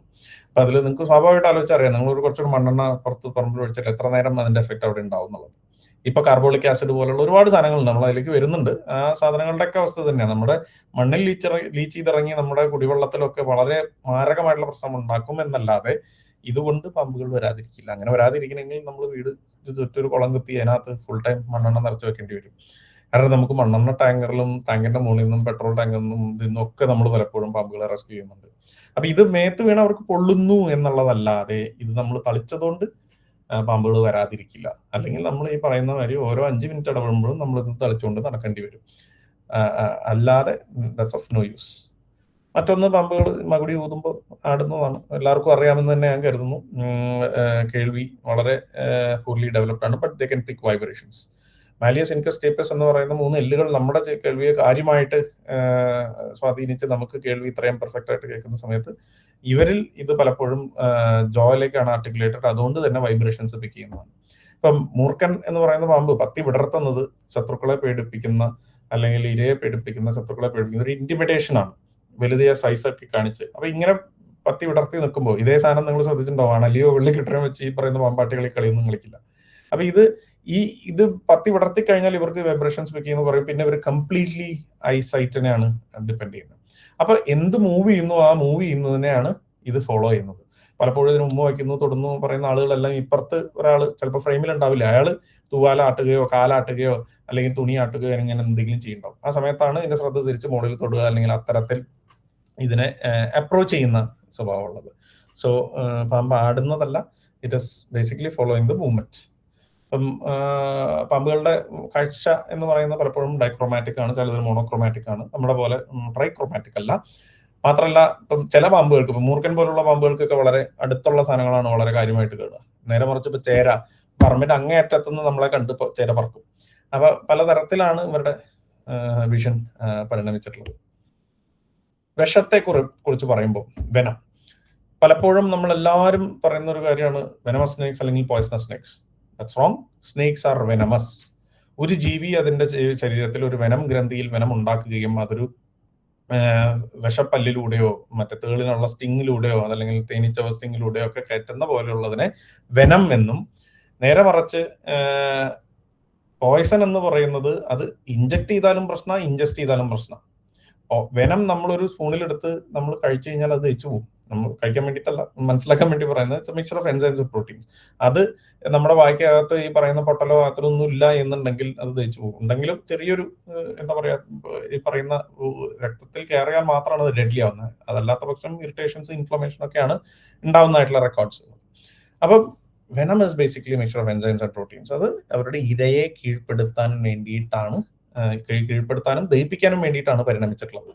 അപ്പൊ നിങ്ങൾ പല പഠനങ്ങൾ ഗൂഗിൾ ചെയ്താലോ അല്ലെങ്കിൽ സ്കോളറിലൊക്കെ എടുത്ത് വായിച്ചാലും നമുക്ക് കാണാൻ സാധിക്കും, വെനം പ്രധാനമായിട്ടും പരിണമിച്ചിട്ടുള്ളത് ഇരയെ കീഴ്പ്പെടുത്താനും ഇരയെ കൊല്ലാനും അത് ദഹിപ്പിക്കാനുമാണ്. എന്നാൽ ചില പാമ്പുകളിൽ ഈ വെനം വേറൊരു തരത്തിൽ, അതായത് ഡിഫൻസിന് വേണ്ടിയും പരിണമിച്ചിട്ടുണ്ട്. അതിനെക്കുറിച്ച് പറയാം. അപ്പൊ ഇതില് ചിത്രത്തിൽ കാണുന്ന പോലെ മഞ്ഞ നിറത്തിലാണ് വെനം ഗ്ലാൻഡ്. എന്റെ പുറകിൽ ഒരു കംപ്രസർ മസിൽ ഉണ്ട്. ഇനി ഇതിന് ചുറ്റും ചില വാക്വം സ്പേസസ് ഉണ്ട്. ഇതിന്റെയൊക്കെ മൂവ്മെന്റിലൂടെയാണ് ഈ വെനം ഇതിലേക്ക് പല്ലിലൂടെ ഇഞ്ചക്ട് ചെയ്യുന്നത്. അപ്പൊ പാമ്പുകളെ സംബന്ധിച്ചിടത്തോളം അവർക്ക് they have a capacity called venom metering. ഞാൻ ആദ്യം സൂചിപ്പിച്ച പോലെ ഇര എന്തോരം വലുപ്പമുണ്ട്, ആ സൈസ്, ഇതിനെ കൊല്ലാൻ എന്തോരം വേണം എന്നുള്ള രീതിയിൽ വളണ്ടറിലി ഇവർക്ക് ഈ വെനം മീറ്റർ ചെയ്യാൻ, കൺട്രോൾ ചെയ്യാനായിട്ട് സാധിക്കും. ചില സമയത്ത് അനാവശ്യമായിട്ട് ഹെൽത്തി ആയിട്ട് ഇരിക്കേണ്ട അല്ലെങ്കിൽ ഇതിന് ഭക്ഷണം കഴിക്കാൻ വേണ്ട ഈ വെനം ഇവർ ശത്രുവിന്റെ മേത്ത് കളയാനായിട്ട് അവർ താല്പര്യപ്പെടുന്നില്ല. അതുകൊണ്ട് തന്നെ വലിയൊരു ശതമാനം ബൈറ്റ്സും കടിക്കും വിഷം ഇഞ്ചക്ട് ചെയ്യില്ല. അതിനെ ഡ്രൈ ബൈറ്റ്സ് എന്ന് പറയും. ഇപ്പൊ നമ്മള് കുറച്ച് നാളായിട്ട് കുറച്ച് ഡേറ്റ എടുത്തുകൊണ്ടിരിക്കുകയാണ്. അപ്പം പണ്ട് കാലങ്ങളിൽ ഇതിനെ ഞെക്കി പിഴിയുന്നു, കഴുത്തിൽ പിടിക്കുന്നു, അത്തരത്തിൽ ഉള്ള അത്തരത്തിലുള്ള ബൈറ്റുകൾ എടുക്കുമ്പോൾ ആ ബൈറ്റുകൾ ഭയങ്കര അഗ്രസീവ് ബൈറ്റുകളാണ്, അല്ലെങ്കിൽ വെറ്റ് ബൈറ്റുകളാണ്, നല്ലോണം വെനം ഇഞ്ചക്ട് ചെയ്തിട്ടുള്ള ബൈറ്റുകളാണ്. എന്നാൽ നേരെ മറിച്ച് ഈ snake and bag and pipe മെത്തേഡിൽ ബാഗ് കെട്ടുമ്പോഴൊക്കെ അറിയാണ്ടൊക്കെ ചില കടികൾ വന്നിട്ടുണ്ട്. അത്തരത്തിലുള്ള കടികളിൽ വലിയൊരു ശതമാനവും ഡ്രൈ ബൈറ്റ്സ് ആണ്. which means the snake is actually not stressed or actually not irritated, less irritated എന്നാണ് അതിൽ നിന്ന് നമ്മൾ മനസ്സിലാക്കേണ്ടത്. എന്നാൽ നേരെ മറിച്ച് ഇപ്പോൾ വല കട്ട് ചെയ്യുന്ന സമയത്തൊക്കെ ചിലത് കടിക്കുമ്പോൾ അത് പാമ്പ് ഭയങ്കര ഇറിറ്റേറ്റഡ് ആയിരിക്കും. ആ സമയത്ത് നല്ലോണം ഇഞ്ചക്ട് ചെയ്യാനായിട്ടൊക്കെ സാധ്യതയുണ്ട് സൂക്ഷിച്ചില്ലെങ്കിൽ. അതിന് റെസ്ട്രെയിനിങ് മെത്തേഡൊക്കെ ഉണ്ട്. അത് ചെയ്യുന്നവരെ ട്രെയിൻ ചെയ്യുകയും അത്തരത്തിൽ പഠിപ്പിക്കുകയും ഒക്കെ ചെയ്യുന്നുണ്ട്. So that's about venom. നേരെ മറിച്ച് പോയ്സൺ എന്ന് പറയുന്നത് ആ ജീവിയിൽ ഇപ്പോൾ ഒരു ഉദാഹരണം പറയുകയാണെന്നുണ്ടെങ്കിൽ ഇപ്പം ഒരു യെസ്, സ്നേക്സ് ആർ വെനമസ് എന്ന് പറഞ്ഞു. അവിടെയും ചില വളരെ അപൂർവമായിട്ടുള്ള ഒരു പാമ്പുണ്ട്. ഒരു ഉദാഹരണത്തിന് റെഡ് നെക്ക് ഹീൽ ബാക്ക് എന്ന് പറയുന്ന പാമ്പുണ്ട്. സൗത്ത് ഈസ്റ്റ് ഏഷ്യൻ പ്രദേശങ്ങളിലും ഹിമാലയൻ പ്രദേശങ്ങളിലൊക്കെ പറയപ്പെടുന്ന റാപ്ഡോസ് ഒബിനിയേറ്റസ് എന്ന് പറയുന്ന സ്പീഷീസ് ആണ്. ഈ സ്പീഷീസ് ഇത് ചൊറിത്തവളകളെ തിന്നും, ടോഡ്സ്. ഈ ചൊറിത്തവളകളുടെ ശരീരത്തിൽ പരോട്ടിഡ് ഗ്രന്ഥിയിൽ ഒരു എന്താ പറയാ വിഷം ഉണ്ടാവും. അപ്പൊ ഈ തവളെ പൂച്ചയോ പട്ടിയൊക്കെ പിടിക്കുമ്പോൾ കാണാം ഒരു വെള്ള പാല് പോലുള്ള ഒരു സെക്രേഷൻ വരും. ഇത് ഇവർക്കൊക്കെ ചെറിയെന്ന് പറയാൻ പതയൊക്കെ ഉണ്ടാവും, ചെറിയ ഇറിറ്റേഷൻ ഉണ്ടാവും. പക്ഷെ ചത്തൊന്നും പോലെ വിട്ടുകളയും, തവള പോവുകയും ചെയ്യും. മനുഷ്യന് അപകടകരമല്ല. ഈ പാമ്പുകൾ എന്ത് ചെയ്യിച്ചാൽ ഈ പാമ്പുകൾ ഈ തവളകളെ തേടി പിടിച്ച് ഇതിനെ തിന്നും. ഈ ടോക്സിൻ, ആ ബുഫോ ടോക്സിൻ ഇവർ സെക്വസ്റ്റർ ചെയ്യുകയും കഴുത്തിൽ ന്യൂക്കൽ ഗ്ലാൻഡിൽ ഇവർ സ്റ്റോർ ചെയ്യുകയും ചെയ്യും. അപ്പോൾ ഒരു പക്ഷി പിടിക്കുമ്പോഴോ അല്ലെങ്കിൽ ഒരു പൂച്ച കടിക്കുമ്പോഴോ അല്ലെങ്കിൽ ഇവരെ പിടിക്കുന്ന ഇരപിടിയന്മാർ വരുമ്പോൾ ഇവർ ഈ കഴുത്തിൽ കൂടെ ഈ പോയ്സൺ ഊസ് ഔട്ട് ചെയ്യും, പുറത്തേക്ക് ഇങ്ങനെ ഒലിച്ചിറക്കും. അപ്പം ദാറ്റ് സ്നേക്ക് അല്ലെങ്കിൽ that particular snake is both venomous and poisonous. അപ്പൊ ഇതിന്റെ വെനം ഇൻഫ്ലിക്ട് ചെയ്യണമെങ്കിൽ it has to bite. Rear fanged ആണ്. പോയ്സണോ വെറുതെ പുറത്തു കൂടെ ഒലിപ്പിക്കുകയാണ് ചെയ്യുക. അപ്പൊ അതിനെ തിന്നാൻ വരുമ്പോൾ പ്രശ്നമാവുകയും ചെയ്യും. So that snake is basically both venomous and poisonous. Otherwise in general നമുക്ക് കേരളത്തിലെ കുറിച്ചൊക്കെ പറയുമ്പോൾ snakes are venomous, our poisonous അല്ല. മെഡിക്കൽ യൂസ് ഓഫ് വെനം ഞാൻ ആ വലിയ ബ്രാക്കറ്റിൽ വലിയ കൂടുതൽ നത്തിങ് ഇൻ പ്രാക്ടീസ്. ഇതൊക്കെ പലതരത്തിലുള്ള ഗവേഷണങ്ങളും പഠനങ്ങളും നടക്കുന്നുണ്ടെങ്കിലും ഇതൊന്നും ഇന്ന് പ്രാക്ടീസിലില്ല. വെനം ഉപയോഗിക്കുന്നത് ഇന്ന് ആന്റി സ്നേക്ക് വെനം ഉണ്ടാക്കാൻ മാത്രമാണ്. ബാക്കി ഇപ്പൊ ഇല്ലീഗലി ഈ ആന്റി ഏജിങ് ട്രീറ്റ്മെന്റിലൊക്കെ ഉപയോഗിക്കുന്നുണ്ടെന്ന് പറയപ്പെടുന്നുണ്ട്. അതേപോലെ പല തരത്തിലുള്ള ഡ്രഗ് ഇതിലൊക്കെ ഇല്ലീഗൽ ഇതിൽ ഉപയോഗിക്കുന്നു പറയുന്നുണ്ട്. പക്ഷെ legally in practice venom is basically used in producing anti snake venom. എങ്ങനെയാണ് ആന്റി സ്നേക് വെനം ഉണ്ടാക്കുന്നത്? ഈ വിഷം കുതിരയുടെ ശരീരത്തിൽ നേരിയ അളവിൽ കുത്തിവെക്കുകയും കുതിരയുടെ ശരീരത്തിൽ ഇതിനെതിരെ ഉണ്ടാക്കുന്ന ആന്റിബോഡീസിനെ നമ്മൾ എടുത്ത് പ്യൂരിഫൈ ചെയ്ത് ആന്റി സ്നേക് വെനമായിട്ട് ഉപയോഗിക്കുന്നത്. ഇന്ത്യയെ സംബന്ധിച്ചിടത്തോളം ബിഗ് 4 എന്ന് പറയുന്ന മനുഷ്യ മരണത്തിന് കാരണമാക്കുന്ന 4 പാമ്പുകളുടെ വിഷം എടുക്കുകയും അതൊരു കോക്ടെയിലാക്കി നേരിയ അളവിൽ കുതിരയിൽ കുത്തിവെച്ച് ആണ് ഈ ആന്റി സ്നേക് വെനം ഉണ്ടാക്കുന്നത്. അപ്പൊ ഈ 4 പാമ്പ് കടിച്ചാലും ഈ ഒരൊറ്റ മരുന്നാണ് കുത്തിവെക്കുന്നത്. നമുക്ക് പ്രധാനമായിട്ടും Haffkine's institute Bombay, central research institute കസോളിലുള്ള, അതുപോലെ ചെന്നൈയിലുള്ള King institute, Bengal chemicals and pharma Kolkata, ഇതല്ലാതെ സെറം ഇൻസ്റ്റിറ്റ്യൂട്ട്, പിന്നെ വിൻസ് കെമിക്കൽസ്, അങ്ങനെ ഒരുപാട് പേരും ഇതിന് പ്രൈവറ്റ് ആയിട്ട് ഉണ്ടാക്കുന്നുണ്ട്. അപ്പൊ ഇതിന് കേന്ദ്ര സർക്കാരിന്റെ അനുമതി ഉള്ളത് ഇരുള കോപ്പറേറ്റീവ് സൊസൈറ്റിക്കാണ്. ഇരുള ട്രൈബ്സിന്റെ ഒരു ഇൻഡിജിനസ് ആയിട്ടുള്ള ട്രൈബ്സിന്റെ കോപ്പറേറ്റീവ് സൊസൈറ്റിയാണ്. അവര് മദ്രാസിൽ ആണ് ഈ ബിഗ് 4 ഈ 4 പാമ്പുകളെ കളക്ട് ചെയ്യുകയും വെനം മിൽക്ക് ചെയ്യുകയും അത് എന്നിട്ട് ഇത്തരത്തിൽ ആന്റി സ്നേക് വെനം പ്രൊഡക്ഷൻ ആയിട്ട് ഡിസ്ട്രിബ്യൂട്ട് ചെയ്യുകയും ചെയ്യുന്നു. പക്ഷെ പല്ലുകളെ കുറിച്ച് പറയുമ്പോൾ പ്രധാനമായിട്ട് 3 വായുടെ അറ്റത്തിരിക്കുന്ന പ്രൊട്ടറോഗ്ലൈഫസ്, കോബ്ര, ഇലാപ്പിഡെ ഫാമിലിയിലുള്ള പാമ്പുകൾ, കോബ്രയ്ക്കൊക്കെ ഉള്ള പോലെ, വൈപ്പേഴ്സിനുള്ള പോലെ കേർവ്ഡ് ആയിട്ടുള്ള ഫാങ്, സൊൾനോഗ്ലൈഫസ് എന്ന് പറയും. And last one is rare Fang. നമ്മുടെ മണപ്പിലൊക്കെ ഇരിക്കുന്ന പോലെ ഉള്ളിലായിട്ടാണ് ഈ റെയർ ഫാങ് സ്നേക്സിന്റെ ഫാങ് ഇരിക്കുന്നത്. വലത്തെ ഭാഗത്തെ ചിത്രത്തിലുള്ളത് ലോകത്തെ ഏറ്റവും വലിയ വിഷപ്പല്ലുള്ള ഗബൂൺ വൈപ്പറാണ്. ഏതാണ്ട് 2 ഇഞ്ചോളം വലുപ്പം വരുന്ന വിഷപ്പല്ലുകളാണ്. ഇത്തരത്തിലുള്ള പോസ്റ്ററുകളെല്ലാം അബ്സേർഡ് ആണ്. ഇടത്തെ ഭാഗത്തെ ചിത്രത്തിൽ കാണുന്ന പോലെ 2 കുത്ത് വെച്ചിട്ട് നമുക്ക് പാമ്പുകളെ തിരിച്ചറിയാനായിട്ട് സാധിക്കില്ല. വലത്തെ ഭാഗത്തുള്ളത് ഒരുപാട് കുത്തുണ്ടെങ്കിൽ നോൺ വെനമസും, 2 കുത്തുണ്ടെങ്കിൽ വെനമസും നോ, ഇത് പറ്റില്ല. ചില സമയങ്ങളിൽ വെനമസ് പാമ്പുകളിലും ഇങ്ങനെ മൾട്ടിപ്പിൾ പല്ലുകൾ ഉള്ളതായിട്ട്, അതായത് ഫാങ് മാത്രമല്ല അവർക്ക് വേറെയും പല്ലുകളുണ്ട്. ഫാങ് 2 വലിയ ഇത്, പക്ഷെ അതിന്റെ താഴെ വേറെയും പല്ലുകളുണ്ട്. നേരത്തെ നിങ്ങൾ ചിത്രത്തിലൊക്കെ കണ്ട പോലെ ദേ ഹാവ് മൾട്ടിപ്പിൾ ടീത്ത്. അപ്പോൾ ഇത് കടിക്കുന്ന അനുസരിച്ചിരിക്കും അതിന്റെ അടയാളങ്ങൾ വരുന്നത്. അപ്പോൾ അടയാളം വെച്ച് പാമ്പ് കടി ആണോ, വിഷമുള്ളതാണോ വിഷമില്ലാത്തതാണോ പാമ്പ് കടിയാണോ എന്നൊന്നും തിരിച്ചറിയാൻ സാധിക്കില്ല. എന്തെങ്കിലും സംശയം ഉണ്ടായാൽ ഗോ ടു ഹോസ്പിറ്റൽ, എത്രയും പെട്ടെന്ന് ആശുപത്രിയിൽ പോവുക എന്നുള്ളത് ചെയ്യാനുള്ളൂ. ഇനി വലത്തെ ഭാഗത്തെ ചിത്രത്തിലുള്ളത് ത്രികോണാകൃതിയിലുള്ള തലയുണ്ടെങ്കിൽ വിഷമുള്ളതും, അല്ലാത്ത തലയാണെങ്കിൽ വിഷമില്ലാത്തതും, വൃത്താകൃതിയിലുള്ള കണ്ണുണ്ടെങ്കിൽ വിഷമില്ലാത്തത്, ഇത്തരത്തിലുള്ള പല പോസ്റ്ററുകളുണ്ട്. ഇതിൽ സംഭവിക്കുന്നത് എന്താ വെച്ചാല്, ഇത് UK ലണ്ടനിൽ ഉണ്ടാക്കിയിട്ടുള്ള ഒരു പോസ്റ്ററാണ്. ആകെ 4 ഇനം പാമ്പുകളാണുള്ളത്. അതിൽ ഒരെണ്ണം മാത്രമാണ് വിഷമുള്ളത്. ആഡർ എന്ന് പറയുന്ന വൈപ്പർ ഫാമിലിയിലുള്ള ഒരു പാമ്പിന് മാത്രമാണ് വിഷമുള്ളത്, ബാക്കി ഒന്നിനും വിഷമില്ല.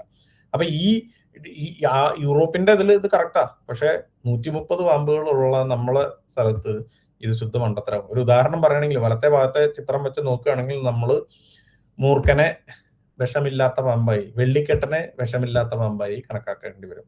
പക്ഷെ അതല്ലല്ലോ അവസ്ഥ. പാമ്പുകളുടെ പ്രജനനത്തെ കുറിച്ച് പറയുമ്പോൾ പ്രധാനമായിട്ടും 2 തരത്തിലാണ്. ഒന്ന് ഒവി പാരസ്, മുട്ടയിടുന്നത്.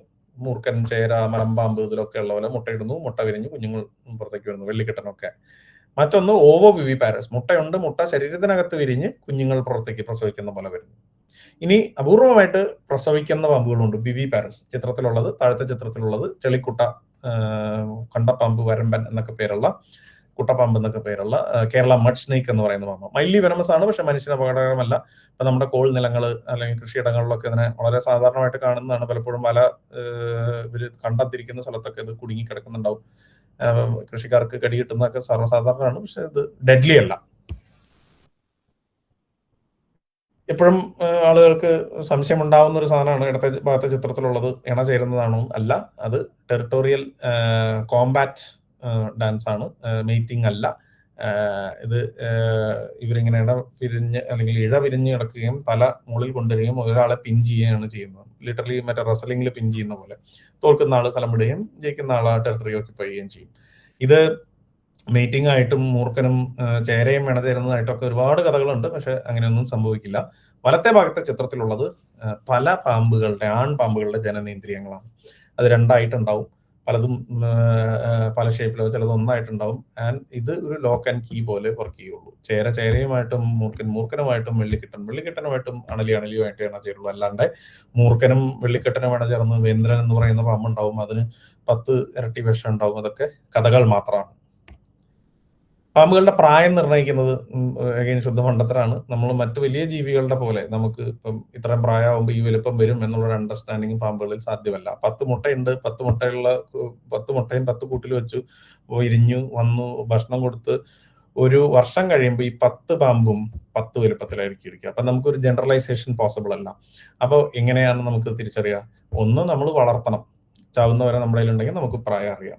2, സ്കെലറ്റോക്രോണോളജി എന്ന് പറയുന്ന മെത്തേഡാണ്. നമ്മൾ മരത്തിൽ നോക്കുന്ന റിങ്സ് പോലെ തന്നെ ഇതിൽ line of arrested growth LAGs എന്ന് പറയും. അത് കൗണ്ട് ചെയ്ത് ഒരു അപ്രോക്സിമേറ്റ് ഏജ് നമുക്ക് സാധ്യത എന്ന് പറയാനേ സാധിക്കുള്ളൂ.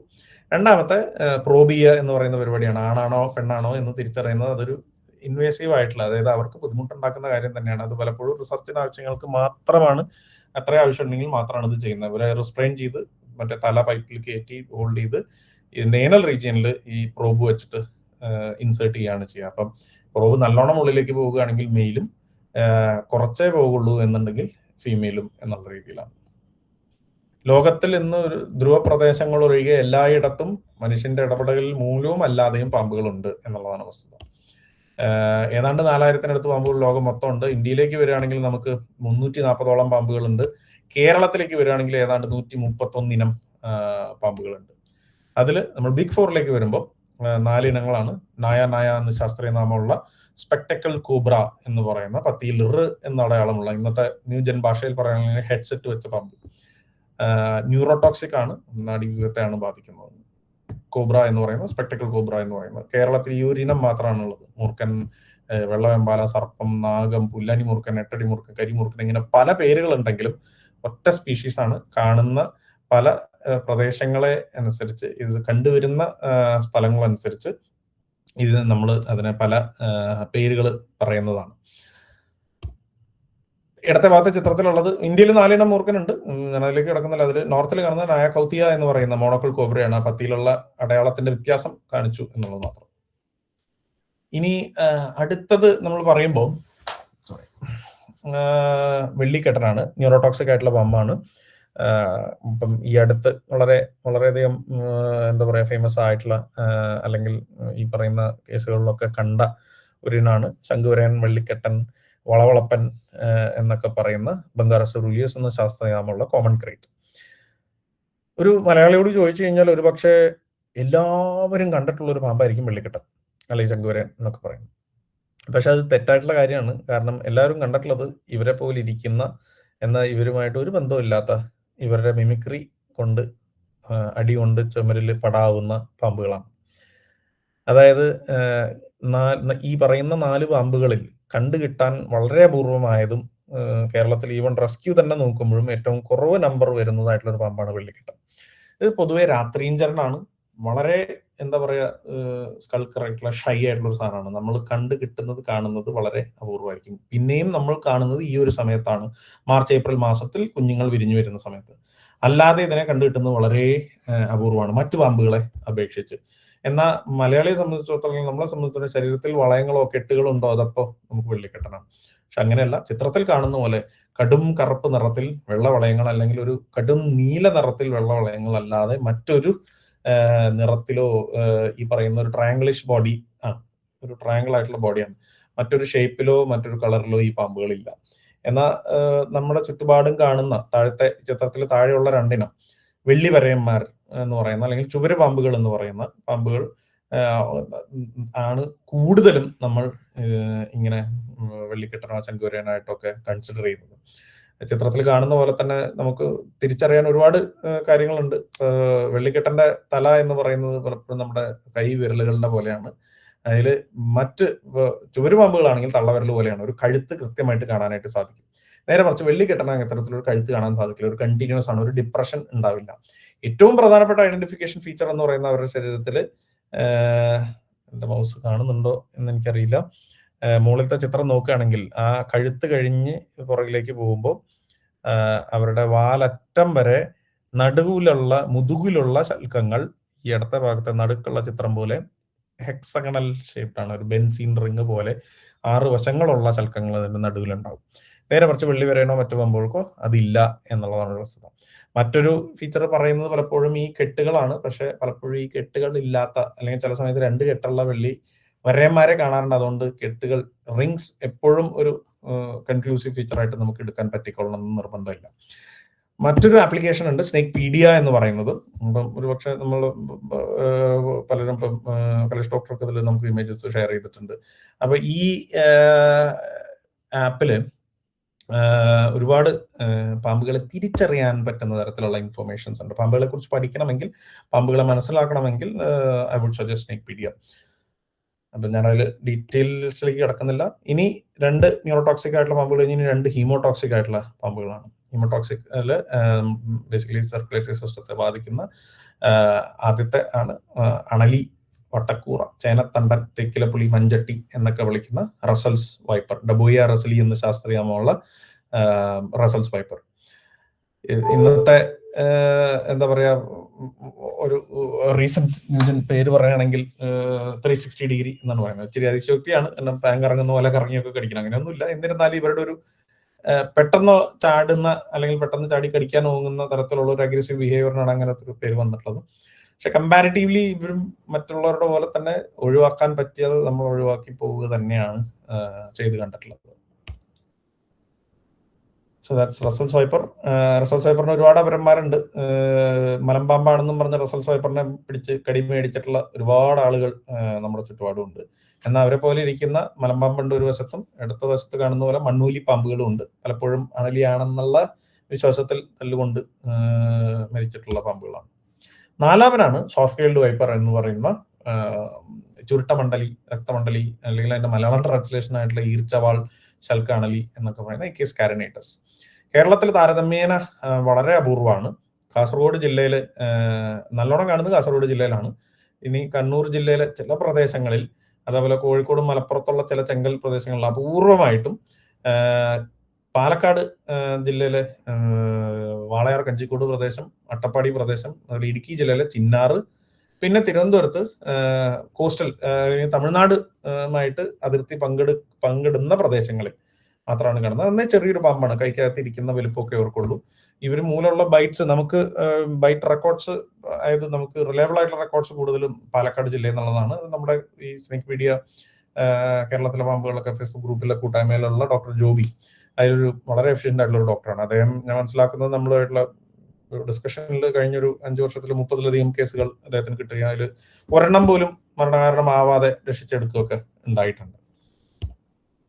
Soft tailed wiper. ഇനി ഈ 4 അല്ലാതെ മറ്റു ചില പാമ്പുകൾ ഇന്ത്യയിലും മരണകാരണമാകുന്നുണ്ട്. അതിൽ നായ കൗത്തിയ എന്ന് പറയുന്ന മോണോക്കോൾ കോബ്ര, അല്ലെങ്കിൽ പഞ്ചാബിൽ കാണുന്ന സിന്ധ് ക്രൈറ്റ്, പിന്നെ ബാൻഡഡ് ക്രൈറ്റ് പക്ഷെ കടിക്കുന്നില്ല, കടിച്ച റെക്കോർഡുകൾ വളരെ അപൂർവമാണ്. പിന്നെ ഈ സോഫ്റ്റ് ടൈൽഡ് വൈപ്പറിന് തന്നെ എക്കിസ് കാരനേറ്റ് സൊച്ചറിക്കി എന്ന് പറഞ്ഞിട്ട് കുറച്ചും കൂടി വലുപ്പമുള്ള രാജസ്ഥാൻ പോലുള്ള പ്രദേശങ്ങളിൽ, രാജസ്ഥാനും ഗുജറാത്ത് പ്രദേശങ്ങളിലും കാണുന്നു.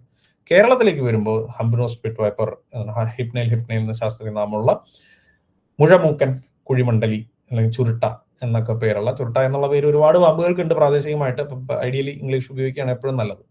ഇവരുടെ കടികൾ വളരെ എന്താ പറയാ, വളരെ അപൂർവമായിട്ട് മരണവും കോംപ്ലിക്കേഷൻസും ഉള്ളതായിട്ട് വരുന്നുണ്ട്. എന്നാൽ കടി ഒരുപാട് ഇന്ന് റെക്കോർഡ് ചെയ്യപ്പെടുന്നുണ്ട്. അപ്പൊ അതുകൊണ്ട് തന്നെ ഇതിനൊരു ആന്റിവെനം വേണം, ആന്റി സ്നേക് വെനം വേണം എന്നുള്ള രീതിയിലുള്ള ഗവേഷണങ്ങളും പഠനങ്ങളും ഇന്ന് നടക്കുന്നുണ്ട്. വനത്തിലും വനത്തോട് ചേർന്ന് കിടക്കുന്ന പ്രദേശങ്ങളിലും, വനത്തോട് ചേർന്ന് കിടക്കുന്ന വെൽവുഡഡ് ആയിട്ടുള്ള പ്ലാന്റേഷൻസ് പോലുള്ള സ്ഥലങ്ങളിലും ഒക്കെയാണ് ഇവരെ കാണുന്നത്. നിലത്ത് ജീവിക്കുന്ന, ലിറ്ററലി ജീവിക്കുന്നതായതുകൊണ്ടും കരിയിലയുടെ ഉള്ളിലൊക്കെ കിടക്കുക, നടന്നു പോകുമ്പോൾ ഇപ്പൊ ചെരുപ്പിടാതെയോ അല്ലെങ്കിൽ എന്താ പറയുക കാല് തുറന്നിരിക്കുന്ന ചെരുപ്പ് കിട്ടു പോകുന്നവർക്ക് കാലിൽ കടി കിട്ടുന്നതാണ് വളരെ കോമൺ ആയിട്ട് സംഭവിക്കുന്നത് ഈ ഹംബ്നോസ്ഡ് പിറ്റ് വൈപ്പറിന്റെ. കിങ് കോബ്ര എല്ലാവർക്കും അറിയാം, ഒഫിയോഫാഗസ് കാലിംഗ എന്ന ശാസ്ത്രീയനാമമുള്ള ഒരു ഒഫിയോഫാഗസ്, പാമ്പുകളെ തിന്നുന്ന. അതിനർത്ഥം കിങ് കോബ്ര മാത്രമാണ് പാമ്പുകളെ തിന്നുന്നത് അല്ല. ഒരുവിധപ്പെട്ട പാമ്പുകളിലെല്ലാം ഒഫിയോഫാഗി മറ്റു പാമ്പുകളെ തിന്നുന്നതും അതുപോലെ കാനിബാലിസ്റ്റിക് ആയിട്ടുള്ള ബിഹേവിയേഴ്സും ഉണ്ട്. പക്ഷെ രാജവെമ്പാലയെ സംബന്ധിച്ചിടത്തോളം അവരുടെ പ്രൈമറി ഡയറ്റ് എന്ന് പറയുന്നത് പാമ്പുകൾ തന്നെയാണ്. വളരെ അപൂർവമായിട്ട് ഉടുമ്പിനൊക്കെ തന്നിട്ടുള്ള റെക്കോർഡ്സ് ഉണ്ട്. But the primary diet either rat snake or a cobra or a Russell's viper or even a king cobra itself. കൂടുകൂട്ടി മുട്ടയിടുന്ന ഏറ്റവും വലിയ വിഷപ്പാമ്പാണ്. വിഷത്തിന്റെ വീര്യത്തിൽ ഇവർ മറ്റു പാമ്പുകളെ അപേക്ഷിച്ച് വളരെ പുറകിലായിരിക്കും. But the amount of venom that they can inject is too much. അതുകൊണ്ട് തന്നെ ഡെഡ്ലിയാണ്. ഇത്രയൊക്കെ ആണെങ്കിലും ഇന്നിപ്പോൾ റെസ്ക്യൂ ഡാറ്റ നോക്കുന്നു, 300-ലധികം റെസ്ക്യൂ ഒരു വർഷം നമ്മൾ പല ഹ്യൂമൻ ഹാബിറ്റേഷൻസ് നിന്ന്, പലപ്പോഴും വീടിനകത്തുനിന്ന്, അലമാരിക്കകത്തുനിന്ന്, അടുക്കളയ്ക്കകത്തുനിന്ന്, അടുപ്പിനകത്തുനിന്ന്, വിറക് പുരയ്ക്കകത്തുനിന്ന് ഒക്കെ പിടിക്കുന്നുണ്ടെങ്കിലും നാളിതുവരെ സാധാരണക്കാരുടെ ഒരു മനുഷ്യനെ കടിച്ചിട്ടുള്ള റെക്കോർഡില്ല. നമുക്ക് ഇന്ത്യയിൽ കഴിഞ്ഞ 100 വർഷത്തിൽ 3 കേസുകളാണുള്ളത്. ഒന്ന് കർണാടകത്തിൽ ഇതിനെ വെച്ച് സർക്കസ് കാണിച്ച ഒരാൾ കടിയിട്ട് മരിച്ചത്, മറ്റൊന്ന് ആസാമിൽ ഇതുപോലെ കടിവെച്ച്, അതായത് പ്രഫുല്ലപ്പെട്ടെന്ന ഒരാൾ, മറ്റാളുടെ ഒരു ചാന്ദ് ഭാഷ അങ്ങനെ എന്തോ പേര് പറഞ്ഞു, 2 പേരുടെ കേസ്. മറ്റൊന്ന് തിരുവനന്തപുരം സൂവിലുണ്ടായ കേസാണ്. ഒരു അൺഫോർച്ചുനേറ്റ് ഇൻസിഡന്റ് ആണ്. ഇത് എന്താണ് എങ്ങനെയാണെന്ന് ഇന്നും നമുക്ക് ആർക്കും അതിനെക്കുറിച്ച് ധാരണയില്ല. അതർവൈസ് ഇത് കടിച്ചിട്ടുള്ള റെക്കോർഡ്സ് ഇല്ല. അതുകൊണ്ട് തന്നെ ഒരു 10-18 വർഷം 20 വർഷം മുമ്പേ ആന്റി സ്നേക് വെനം ഇവർക്ക് ഉണ്ടായിരുന്നത് ആന്റി സ്നേക് വെനം പ്രൊഡക്ഷൻ നിർത്തിയതാണ്. ബിക്കോസ് ഓഫ് നോ യൂസ്, ഉപയോഗം വരുന്നില്ല. കാരണം എടുക്കുന്നത് ഇത്തരത്തിലൊരു പാമ്പിനെ പിടിക്കണം, അത് സ്റ്റോർ ചെയ്യണം, ആന്റി വെനം ഉണ്ടാക്കണം, അത് കഴിഞ്ഞ് അത് ഷെൽഫ് ലൈഫ് കഴിയുമ്പോൾ അത് കളയണം. അത്രയും കോസ്റ്റ് എഫക്റ്റീവ് അല്ലാത്ത അല്ലെങ്കിൽ ഒരു ഉപയോഗമില്ലാത്ത ഒരു സിറ്റുവേഷൻ വന്നപ്പോഴാണ് ഇതിന്റെ ആന്റി സ്നേക് വെനം പ്രൊഡക്ഷൻ ഇന്ത്യയിൽ നിർത്തിയത്. പിന്നെ വെനമസ് സ്നേക്സിൽ വരുന്ന മറ്റൊരു വിഭാഗമാണ് കോറൽ സ്നേക്സ്, പവിഴപ്പാമ്പുകൾ എന്ന് പറയും. പേര് കേൾക്കുമ്പോൾ സീ സ്നേക്സ് എന്നുള്ളൊരു ധാരണ ഉണ്ടാവുമെങ്കിലും they are not sea snakes. അവരുടെ ശരീരത്തിൽ, അവരുടെ വാലിന്റെ പ്രദേശത്തൊക്കെ കാണുന്ന പഴം പോലുള്ള നിറങ്ങൾ കൊണ്ടാണ് ഈ പേര് വന്നിട്ടുള്ളത്.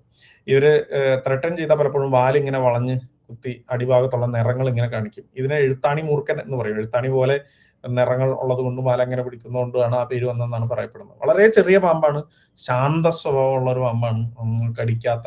ഇനി കടിച്ച റെക്കോർഡ്സ് വളരെ അപൂർവമാണെങ്കിലും ഇതുവരെ മനുഷ്യന് അപകടമൊന്നും വന്നിട്ടില്ല. നന്നേ ചെറിയ പാമ്പാണ്, ഒരു പെൻസിലിനെക്കാട്ടിലും വണ്ണം കുറഞ്ഞ, വലിപ്പം കുറഞ്ഞ, ഇച്ചിരി നീളമുള്ള ചെറിയ പാമ്പുകളാണ് കോറൽ സ്നേക്സ്. ഇതിൽ തന്നെ വലിപ്പം വരുന്ന വേറെ 1-2 ഉണ്ട് അടുത്ത ചിത്രങ്ങൾ. ബിബ്രൗൺസ് കോറൽ സ്നേക്ക്, ഒരു പക്ഷേ എന്തുകൊണ്ട് ആ പേര് വന്നു എന്നുള്ളത് നമുക്ക് ഇപ്പോൾ മനസ്സിലാവും. രണ്ടാമത്തെ സ്ട്രൈപ്ഡ് കോറൽ സ്നേക്ക്.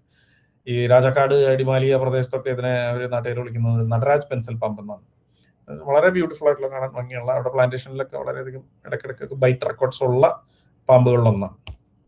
കടൽ പാമ്പുകൾ വളരെയധികം വിഷമുള്ള പാമ്പുകളാണ്. പക്ഷെ ഇത് കടിച്ച് റെക്കോർഡ്സ് ഒക്കെ വളരെ കുറവാണ്. ആലപ്പുഴയിൽ പണ്ട് റെക്കോർഡ് ഉണ്ടെന്ന് പറയുന്നു, പക്ഷെ നമ്മൾ ഒരുപാട് തപ്പിയിട്ടും അതിൻ്റെ ഒരു ആധികാരികമായിട്ടുള്ള രേഖയൊന്നും കിട്ടിയിട്ടില്ല. ചെന്നൈയിൽ ഒരു റെക്കോർഡ് ഉണ്ടെന്ന് പറയുന്നു. മത്സ്യബന്ധനത്തിന് പോകുന്നവരൊക്കെ പലപ്പോഴും ഇതിനെ വലയിന്ന് കൈ കൊണ്ടാണ് എടുത്ത് കളയാറ്. അത് പലപ്പോഴും വെള്ളത്തിനകത്ത് ഇരയെ കീഴ്പ്പെടുത്താൻ പറ്റുന്ന പോലുള്ള ബൈറ്റ്സ് ആണ് അവർക്ക് പോസിബിൾ. അപ്പം ഇര പലപ്പോഴും മത്സ്യങ്ങളാണ്, അതുകൊണ്ട് തന്നെ കടിയേറ്റാൽ മീൻ അപ്പം തന്നെ ചാവണം. അതുകൊണ്ട് തന്നെ അവരുടെ വിഷത്തിന് പൊട്ടൻസി വളരെ കൂടുതലാണ്. നമ്മുടെ പിറ്റ് വൈപ്പറുകളിൽ, പിറ്റ് വൈപ്പർ, കുഴിയണലി എന്നൊക്കെ പറയും. കുഴിയിലിരിക്കുന്നത് കൊണ്ടല്ല, മറിച്ച് മൂക്കിനും കണ്ണിനും ഇടയിലുള്ള ലോറിയൽ ശൽക്കത്തിൽ ഒരു ദ്വാരം നിങ്ങൾക്ക് കാണാം. അതൊരു പിറ്റ് ഓർഗൻ ആണ്. അത് അവർക്ക് വളരെ സെൻസിറ്റീവ് ആണ്. They can sense minute changes in the infrared ഇത്. അപ്പം പലപ്പോഴും നിങ്ങൾ ഈ നാഷണൽ ജോഗ്രഫിയും BBC-ലൊക്കെ ഉണ്ടാവും, ബ്ലാക്ക് സ്ക്രീനോ അതിലിങ്ങനെ എലി ഇങ്ങനെ ചുവന്ന നിറത്തിൽ ഇങ്ങനെ ചടിച്ചടിപ്പുണ്ടോ, അത്തരത്തിൽ ഹീറ്റ് സെൻസ് ചെയ്യാനുള്ള കപ്പാസിറ്റി പറയുന്ന ഇവർക്ക് ഇത് ഈ ലോറിയൽ പിറ്റ് ഉപയോഗിച്ചിട്ടുണ്ട്. ഇതേ തരത്തിലുള്ള പിറ്റ്, ലേബിയൽ പിറ്റ്സ് മലമ്പാമ്പുകളിലുണ്ട്. നമ്മുടെ മലമ്പാമ്പിന്റെ ലേബിയൽ സൂപ്പർ മേൽ ചുണ്ടിൽ നോക്കിക്കഴിഞ്ഞാൽ കാണാം ഇങ്ങനെ ചെരിഞ്ഞ സ്ലാൻഡിങ് ആയിട്ടുള്ള പിറ്റ്സ് കാണാനായിട്ട് സാധിക്കും.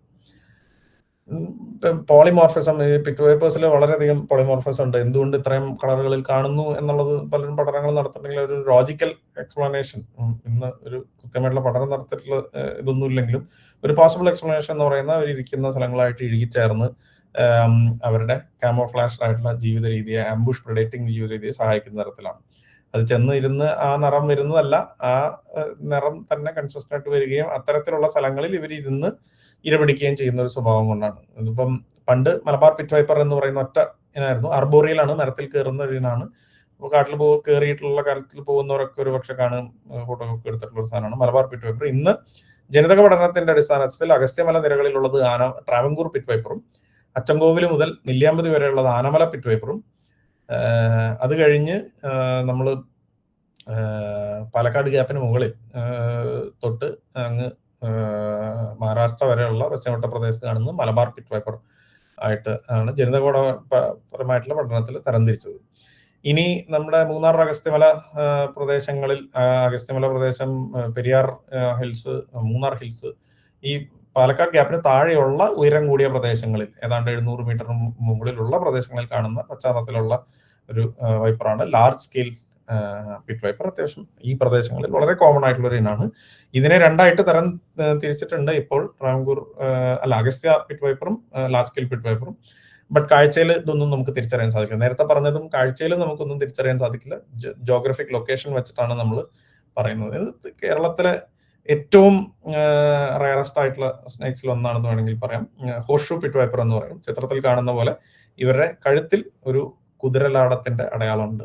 നമുക്ക് കേരളത്തിൽ ഇതിനെ സൈലന്റ് വാലി, സിസ്പാറ പ്രദേശത്ത്, സിസ്പാറ പുൽമേട് പ്രദേശങ്ങളിലും അതുപോലെ തന്നെ കരിമ്പുഴ വന്യജീവി സങ്കേതത്തിന്റെ മുകളിലുള്ള സൈലന്റ് വാലിയോട് ചേർന്ന് കിടക്കുന്ന പ്രദേശങ്ങളിലും മാത്രമാണ് ഇവരെ കാണുന്നത്. ചേമ്പ്രമലയിൽ ഉണ്ട് എന്നൊക്കെ പറയപ്പെടുന്നുണ്ടെങ്കിലും ആധികാരികമായിട്ടുള്ള ഒരു റെക്കോർഡ് നമുക്ക് ഇതുവരെ കിട്ടിയിട്ടില്ല. Possible because this are all kind of similar landscape. അപ്പം ദാറ്റ്സ് ഹോർഷൂ പിറ്റ് വൈപ്പർ. ഇനി മറ്റൊന്ന് bamboo pit viper. Bamboo pit വൈപ്പറും കേരളത്തിലുണ്ട്. നമുക്ക് അട്ടപ്പാടി പ്രദേശത്ത്, അതുപോലെ തന്നെ ചിന്നാർ മറയൂർ പ്രദേശങ്ങളിൽ, മറ്റൊന്ന് നമുക്ക് ഇവിടെ എവിടെയാ പറയാം, നമ്മുടെ വയനാട് മുത്തങ്ങ വന്യജീവി സങ്കേതത്തിലെല്ലാം ഈ ബാംബു പിറ്റ് വൈപ്പേഴ്സിനെ നമുക്ക് കാണാനായിട്ട് സാധിക്കും. ഞാൻ ആദ്യം സൂചിപ്പിച്ചു 130ഓളം 131ഓളം പാമ്പുകൾ ഉള്ളതിൽ 30 വെനമസും ബാക്കി 100ഓളം നോൺ വെനമസുമാണ്. നമ്മൾ പാമ്പുകൾ വരാതിരിക്കാനായിട്ട് നമ്മൾ എന്ത് ചെയ്യണം എന്നുള്ളതാണ്. നമ്മുടെ വീടും ചുറ്റുപാടും ഒക്കെ വളരെ വൃത്തിയായി സൂക്ഷിക്കുക എന്നുള്ളത് പ്രാധാന്യമാണ്. വേസ്റ്റ് അലക്ഷ്യമായിട്ട് ഇടാതിരിക്കുക, ഫുഡ് വേസ്റ്റ് അല്ലെങ്കിൽ ഓർഗാനിക് ആയിട്ടുള്ള ആഹാരാവശിഷ്ടങ്ങൾ ഇടാതിരിക്കുക, തന്മൂലമുള്ള ഇത്തരത്തിലുള്ള റോഡൻസിന്റെ അൺകൺട്രോൾഡ് പോപ്പുലേഷൻ എക്സ്പ്ലോഷൻ തടയുക, ഈ അലക്ഷ്യമായിട്ട് നമ്മൾ അൺഅറ്റൻഡഡ് ആയിട്ട് തൊടാതെ ഉപയോഗിക്കാതെ വീട് പണിയൊക്കെ കഴിഞ്ഞ് കുറച്ച് കല്ല് കൂട്ടിയിട്ടുള്ളതോ മറ്റേ വേസ്റ്റ് കൂട്ടിയിട്ടുള്ളതോ വിറക് കൂട്ടിയിട്ടുള്ളതോ ഒക്കെ വളരെയധികം ശ്രദ്ധിക്കുക. വീടുകളിലേക്കുള്ള വിറക് ആവശ്യമുള്ളതാണെന്നുണ്ടെങ്കിൽ വെളിച്ചമുള്ള സമയത്ത് അതെടുത്ത് കുറച്ച് വിറക് നമുക്ക് രാത്രി വീട്ടിലേക്കുള്ളതാണെങ്കിൽ വീടിനകത്ത് കൊണ്ടുവയ്ക്കുക, വീടിനോട് ചേർത്ത് വെക്കാത്ത രീതിയിൽ. അപ്പൊ അതൊക്കെ വെളിച്ചമുള്ള സമയത്ത് ചെയ്യുക. ഇത്തരത്തിൽ ഉള്ള പ്രിക്കോഷൻസ് വളരെ ഇമ്പോർട്ടന്റ് ആണ്. നമ്മൾ ഇതിനെക്കുറിച്ച് ആദ്യം പറഞ്ഞു. ഒരു 5-10 വർഷം മുന്നേ ഓസ്ട്രേലിയയിലും യൂറോപ്യൻ അല്ലെങ്കിൽ അമേരിക്കൻ പ്രദേശങ്ങളിൽ വരികയും അവിടെയൊക്കെ ബാൻ ചെയ്യുകയും ചെയ്ത സാധനങ്ങൾ ഒരുപക്ഷെ അതേ പ്രോഡക്ട്സ്, അതേ പാക്കേജിങ് ബാക്കിൽ വേറൊരു സ്റ്റിക്കർ ഒട്ടിച്ചാണ് നമ്മുടെ ഇവിടെ പലയിടത്തും വരുന്നത്. നിങ്ങൾ കിട്ടിയിട്ടുള്ള അല്ലെങ്കിൽ വാങ്ങിച്ചിട്ടുള്ള ആരെങ്കിലും നോക്കി അറിയാം. ആ സ്റ്റിക്കർ വരച്ച വന്നാൽ പുറകിൽ made in US made in Australia ഒക്കെ ഉണ്ടാവും. ഇത് ഒരു തരത്തിലും ഒരു സസ്റ്റൈനബിൾ ആയിട്ടുള്ള സാധനങ്ങളല്ല. ഈ ഞാൻ ആദ്യം സൂചിപ്പിച്ച പോലെ തന്നെ നമ്മൾ അങ്ങനെ നമുക്കിത് ആവശ്യപ്പെടണം അല്ലെങ്കിൽ ഉപകാരപ്പെടണം എന്നുണ്ടെങ്കിൽ ഓരോ 10 മിനിറ്റിലും ഇത് സ്പ്രേ ചെയ്യുകയൊക്കെ ചെയ്യണം. ഈ പറയുന്ന കാർബോളിക് ആസിഡ് പോലെയുള്ള സാധനങ്ങൾ നമ്മൾ മണ്ണിലും മണ്ണെടുത്ത് ഇടുമ്പോൾ അത് നമ്മുടെ ജലസ്രോതസ്സുകളെയും മറ്റുമൊക്കെ കാര്യമായിട്ട് നെഗറ്റീവായിട്ട് ബാധിക്കുകയും ചെയ്യും. പിന്നെ ഈ സോളാർ സാധനങ്ങൾ വമ്പൻ തട്ടിപ്പാണ്. ഇതിന്റെ മീതെ കൂടെ പാമ്പ് കഴിഞ്ഞു പോകുന്നതും കിടന്നുരുള്ളതും ഒക്കെ ആയിട്ടുള്ള വീഡിയോസ് സോഷ്യൽ മീഡിയയിൽ തന്നെ അവൈലബിൾ ആണ്. ഇപ്പം കഴിഞ്ഞ കുറച്ച് ദിവസങ്ങളിലായിട്ട് വളരെ വ്യാപകമായിട്ട് ഒരു മറ്റേ സ്നേക്ക് സ്റ്റിക്കിന്റെ കാര്യം പറയുന്നുണ്ട്. നമ്മൾ മനസ്സിലാവുന്നത് ഒരു പ്രോട്ടോടൈപ്പ് മാത്രമാണെന്നാണ്. അപ്പൊ അവർ പറയുന്ന എക്സ്പ്ലെയിൻ ചെയ്തൊരു ടെക്നോളജി വെച്ചിട്ട് കുറച്ച് നാൾ മുമ്പ് മറ്റൊരു യൂണിവേഴ്സിറ്റിയിൽ AI റോബോട്ട് ഉണ്ടാക്കിയ പോലെ ഒരു തട്ടിപ്പ് പരിപാടി മാത്രമായിട്ട് വേണം കാണാൻ. അല്ലാണ്ട് ആ ഒരു സയൻസ് വെച്ചിട്ട് there is no way it can detect a snake which is 15 or 100 meters apart from you. രാത്രി കാലങ്ങളിൽ ടോർച്ച് ഉപയോഗിക്കുക, ഷൂസ് ഉപയോഗിക്കുക, ഷൂസ് ഇല്ലെങ്കിൽ അറ്റ്ലീസ്റ്റ് ചെരുപ്പെങ്കിലും ഉപയോഗിക്കുക. വെളിച്ചം വളരെ ഇമ്പോർട്ടൻ്റ് ആണ്. പാത്വേസ് നടക്കുന്ന പ്രദേശങ്ങൾ എങ്കിലും ഇത്തരത്തിൽ കരികിലോ അത് ഇങ്ങനെ ഒരുപാട് കൂടിയിടുന്ന തരത്തിൽ അല്ലെങ്കിൽ ആ പ്രദേശം ഒഴിവാക്കി നടക്കുന്ന രീതിയിലൊക്കെ ശ്രദ്ധിക്കണം. കാരണം ഇതിനടിയിലൊക്കെ പാമ്പുകൾ ഇരിക്കാനുള്ള സാധ്യതയുണ്ട്. വെക്കേഷൻ കാലയളവിലോ അല്ലാത്തപ്പോഴും ഒക്കെ കുട്ടികൾ കളിക്കുമ്പോൾ പറമ്പോൾ പോകുമ്പോൾ എല്ലാം പലപ്പോഴും ഇങ്ങനെ ചെന്ന് നേരിട്ട് കൈയിടാതെ ഒരു വടിയോ എന്തെങ്കിലും വെച്ച് നോക്കി സൂക്ഷിച്ച് വേണം എന്നുള്ള ഒരു അവബോധം അവരിൽ ഉണ്ടാക്കണം എന്നുള്ളൊരു മസ്റ്റാണ്. അല്ലെങ്കിൽ പലപ്പോഴും ഈ പറയുന്ന ഒരു സൂപ്പർവിഷൻ ഉള്ളത്, മുതിർന്ന ഒരാള് ഈ പറയുന്ന സ്ഥലത്തുള്ളത് വളരെ നന്നായിരിക്കും എന്നുള്ളൊരു. ഇത് നമ്മൾ കഴിഞ്ഞ വർഷം ഈ സർപ്പ എഡ്യൂക്കേറ്റേഴ്സിന് വേണ്ടി അവർക്ക് വേണ്ടി ഉണ്ടാക്കിയ പ്രസന്റേഷനിൽ നമ്മൾ യൂസ് ചെയ്തിരുന്ന കാലത്ത് നമ്മൾ പറഞ്ഞിരുന്ന കാര്യം കേരളത്തിൽ ഇതൊരു വലിയ വിഷയമുള്ള കാര്യമല്ല. കാരണം നമ്മൾ നിലത്ത് കിടന്നുറങ്ങുന്നവർ കുറവല്ലേ എന്നുള്ളതാണ്. പക്ഷെ ഇൻ എ നിയർസ് ടൈം നമുക്ക് അൺഫോർച്ചുനേറ്റ് ആയിട്ടുള്ള ചില ഇൻസിഡൻസ് ഉണ്ടായി. അത് ഈ വർഷം ഇച്ചിരി ചൂട് കൂടുതലാണ്. പൊതുവെ ഈ പാമ്പുകളും അഗ്രസീവാണ്. ഇരകൾ പലതും വീടിനകത്തേക്ക് കയറി വരുന്നു, അതിന്റെ കൂടെ വരുന്നു. അൺഫോർച്ചുനേറ്റ്ലായിട്ടുള്ള കുറച്ച് ഇൻസിഡൻസ് ഉണ്ടായി. അപ്പൊ ഈ നമുക്ക് നിലത്ത് കിടക്കേണ്ട സാഹചര്യങ്ങൾ പരമാവധി ഒഴിവാക്കുക. നിവൃത്തിയില്ലാത്ത അവസ്ഥ വരുമ്പോൾ കിടന്നേ പറ്റൂ എന്നുള്ളത് നമുക്ക് പലപ്പോഴും എല്ലാവർക്കും സാധിച്ചോളണമെന്നില്ല. അങ്ങനെ വരുമ്പോൾ നമ്മൾ പായയോ കിടക്കയോ അതിന്റെ അടിയിലേക്ക് ഇത്തരത്തിൽ കൊതുകുവലകൾ ടക്കിൻ ചെയ്ത് വെക്കുക. അത്തരത്തിൽ ഈ പറയുന്ന ഈ ജീവികൾ ജന്തുക്കളെ അവോയ്ഡ് ചെയ്യാനായിട്ട് സാധിക്കും എന്നുള്ള വസ്തുതയാണ്. അശാസ്ത്രീയമായിട്ടുള്ള പ്രാക്ടീസസിന് പോവാതിരിക്കുക. ഇത്തരത്തിൽ ടൂർണിക്കോ അതൊന്നും കെട്ടാൻ പാടില്ല. അതൊന്നും പാടില്ല. എന്ത് ചെയ്യണം എന്നുള്ളത് നമ്മളിനി ചർച്ച ചെയ്യും. ഞാൻ നേരത്തെ സൂചിപ്പിച്ച പോലെ തന്നെ പാമ്പ് കടി ഏറ്റു കഴിഞ്ഞാൽ ആ വിഷം ശരീരത്തിനകത്ത് കയറിയിട്ടുണ്ടെങ്കിൽ അതിനെ നിർവീര്യമാക്കാനായിട്ട് ആന്റി സ്നേക് വെനത്തിന് മാത്രമാണ് സാധിക്കുക. വേറൊരു തരത്തിലുള്ള ട്രീറ്റ്മെന്റിനും നമ്മളെ ക്യൂർ ചെയ്യാനായിട്ട് സാധിക്കില്ല എന്നുള്ളത് ഒരു വസ്തുതയാണ്. What to do when a snake bites? അതിന് നമ്മൾ പറയുന്നത് ഡു ഇറ്റ് റൈറ്റ് എന്നാണ്. റീഅഷ്വർ, കടി കിട്ടിയ ആളെ സമാധാനിപ്പിക്കുക. എളുപ്പമുള്ള കാര്യമല്ല, പേടിയുള്ള കാര്യമാണ്. പക്ഷെ നമുക്ക് സമാധാനിപ്പിക്കാൻ ഒരുപാട് കാര്യങ്ങളുണ്ട്. ഞാൻ നേരത്തെ പറഞ്ഞ കണക്ക് പറയാം. ഇത്രയധികം കടിയും മരണം ഉണ്ടാകുമ്പോഴും കേരളത്തിൽ അത് വളരെ കുറവാണ് എന്നുള്ളത്. ആ കടിക്കുന്നത് വിഷമുള്ള പാമ്പുകൾ ആണെങ്കിൽ തന്നെ അതിൽ ഡ്രൈ ബൈറ്റിന്റെ ശതമാനം വളരെ കൂടുതലാണെന്നുള്ളത്. അല്ലെങ്കിൽ ഇനി എന്ത് തന്നെ ആണെങ്കിലും നമുക്ക് ചികിത്സ അവൈലബിൾ ആണ് എന്നുള്ള ഒരു വസ്തുത. ഇത്തരത്തിലുള്ള കടിയേറ്റ ആളെ സമാധാനിപ്പിച്ചിരിക്കുക എന്നുള്ളത് വളരെ ഇമ്പോർട്ടൻ്റ് ആണ്. 2, ഇമ്മൊബിലൈസ്. കടി കിട്ടിയ ആളെ ഇമ്മൊബിലൈസ് ചെയ്യുക എന്ന് പറഞ്ഞു കഴിഞ്ഞാൽ ആളെ കായികമായിട്ട് അധ്വാനിപ്പിക്കാതെ, ഓടിക്കാതെ, നടത്താതെ ആളൊരു കസേരയിലോ സ്ട്രക്ചറിലോ ഇരുത്തി വണ്ടിയിലേക്ക് മാറ്റി അല്ലെങ്കിൽ ആംബുലൻസിലേക്ക് മാറ്റി. Next, go to hospital. ASV ചികിത്സാ സംവിധാനമുള്ള, ASV ഉള്ള ആശുപത്രി അല്ല, നമുക്ക് അവിടെ ചെന്ന് ASV വെറുതെ കലക്കി കുടിച്ചാൽ പോരാ, പക്ഷെ അത് ചികിത്സിക്കാനുള്ള സംവിധാനമുള്ള ആശുപത്രിയിലേക്ക് പോകണം. Go to the nearest hospital with ASV. അപ്പൊ അത് നമുക്ക് സർപ്പ ആപ്പിൽ നോക്കിക്കഴിഞ്ഞാൽ അല്ലെങ്കിൽ സ്നേക് പീഡിയ ആപ്പിൽ നോക്കിക്കഴിഞ്ഞ് കഴിഞ്ഞാൽ ഏറ്റവും അടുത്ത് ആന്റി സ്നേക് വെനം അവൈലബിൾ ആയിട്ടുള്ള ആശുപത്രികളുടെ നമ്പേഴ്സ് ലിസ്റ്റ് ഉണ്ടാവും. നമുക്കതിൽ വിളിച്ച് ചെക്ക് ചെയ്ത് പോകാം. കാരണം ഒരു സ്ഥലത്ത് പോയി ഇല്ല, അടുത്ത സ്ഥലത്തേക്ക് പോകാൻ ആ തരത്തിൽ സമയം വേസ്റ്റ് ചെയ്യരുത് എന്നുള്ളൊരു വസ്തുതയാണ്. And finally tell the doctor. പാമ്പ് കടിച്ചു, ആ കടിച്ച പാമ്പിനെ ഓടിച്ചിട്ട് പിടിച്ച് തല്ലി കൊന്ന് കവറിലാക്കി കൊണ്ടുപോകേണ്ട കാര്യമില്ല. നിങ്ങൾക്ക് പറ്റിയാൽ ഒരു ഫോട്ടോ എടുക്കുക, പറ്റിയാൽ മാത്രം. ഇനി അതിന് പോയി കടി മേടിക്കേണ്ട കാര്യമില്ല, അല്ലെങ്കിൽ അതിന് പോയി സമയം കളയേണ്ട കാര്യമില്ല.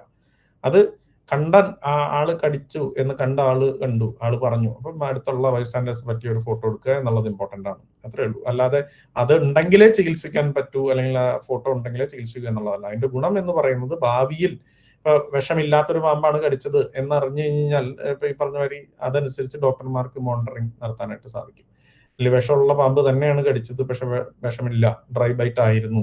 അപ്പൊ ഇത്തരത്തിൽ നമുക്ക് പല ഇൻഫർമേഷനും ഭാവിയിൽ ഈ ട്രീറ്റ്മെന്റ് ഫൈൻ ട്യൂൺ ചെയ്യാനായിട്ടുള്ളതിലേക്ക് സഹായിക്കും എന്നുള്ളതാണ്. So do it right. Sarpa ആപ്പിനെ കുറിച്ച് നമ്മൾ ഓൾറെഡി ഡിസ്കസ് ചെയ്തു. ഇതാണ് സർപ്പ ആപ്പിന്റെ ഒരു ഇന്റർഫേസ് ജസ്റ്റ് കാണിച്ചു മാത്രം. സ്നേക് പീഡിയ ഉണ്ട്. ഇൻഫർമേഷൻ പാമ്പുകളെ കുറിച്ച് പഠിക്കാനായിട്ട് ഒരുപാട് ഇൻഫർമേഷൻസ് ഉള്ളതാണ് സ്നേക് പീഡിയ. നമ്മൾ ഓൾറെഡി ഇതിനെ കുറിച്ച് സംസാരിച്ചു. ഡോണ്ട്, കെട്ടാൻ പാടില്ല. മുറിവ് എന്താ പറയാ വരഞ്ഞ് വൂണ്ട് നിന്ന് സക്ക് ചെയ്യാൻ പാടില്ല. സ്റ്റീൽ ഗ്ലാസ്സിൽ ഉപ്പിട്ട് വെള്ളം കുടിക്കാൻ പാടില്ല, അല്ലെങ്കിൽ കത്തിക്കാൻ പാടില്ല. ഇതെല്ലാം കൂടുതൽ കോംപ്ലിക്കേഷൻസ് ഉണ്ടാക്കും എന്നുള്ളതല്ലാതെ ഉപകാരമൊന്നുമില്ല. നേരെ മറിച്ച് ഒരു ഡോക്ടർ ആണെന്ന് വിചാരിക്കും. ഒരു ഡോക്ടർ ഉണ്ടെങ്കിൽ ആ ഡോക്ടർ കിട്ടുകയാണെങ്കിൽ കിട്ടിക്കോട്ടെ, because they are trained for it. അതിനൊരു പ്രഷർ ബാൻഡേജ് എന്നാണ് പറയുന്നത്. നമ്മളൊരു വിരൽ കെട്ടുന്ന രീതിയിലാണ്. ഞാനത് പറയുന്നില്ല, കാരണം ഡോക്ടർമാരാണെങ്കിൽ they know what to do, they will do it. അല്ലാത്ത പക്ഷം ഒരു സാധാരണക്കാരൻ ഒന്നും ചെയ്യാതെ എത്രയും പെട്ടെന്ന് കടിയേറ്റ ആളെ ആശുപത്രിയിൽ എത്തിക്കാനുള്ള വഴികളാണ് ചെയ്യേണ്ടത്. ഡു ഇറ്റ് റൈറ്റ് എന്നാണ് പറയുന്നത്. ജസ്റ്റ് ആന്റി സ്നേക് വെനത്തിന്റെ ഒരു ഫോട്ടോ വെച്ചു എന്നുള്ളത് മാത്രം.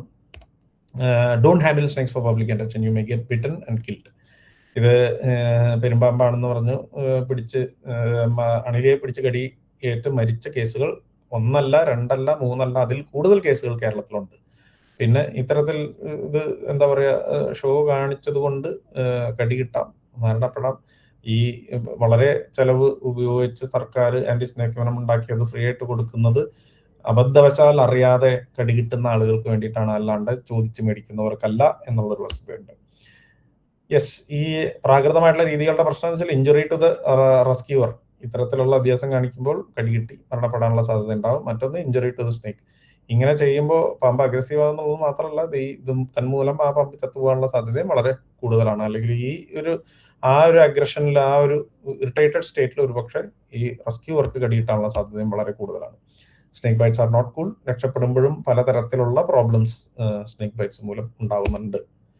So I think I will wrap it up here and സമയം ഉണ്ടെങ്കിൽ I will take some questions.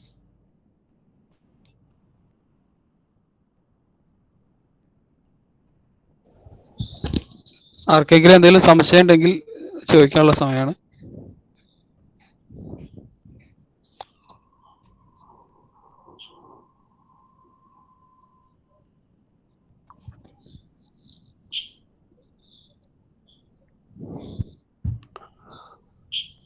Unmute ചെയ്ത് ചോദിച്ചോളൂ, ചോദിക്കാനുള്ളവർ.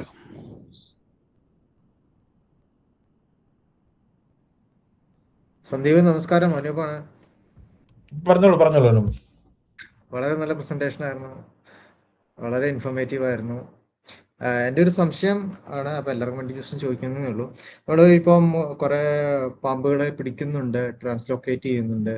അപ്പോൾ അങ്ങനെയുള്ള സ്ഥലങ്ങളിൽ നമ്മൾ ട്രാൻസ്ലോക്കേറ്റ് ചെയ്യുമ്പോൾ അത് വേറെ സ്ഥലങ്ങളിലേക്കായിരിക്കും ചിലപ്പോൾ ഇവർ അഴിച്ചു വിടുന്നത്.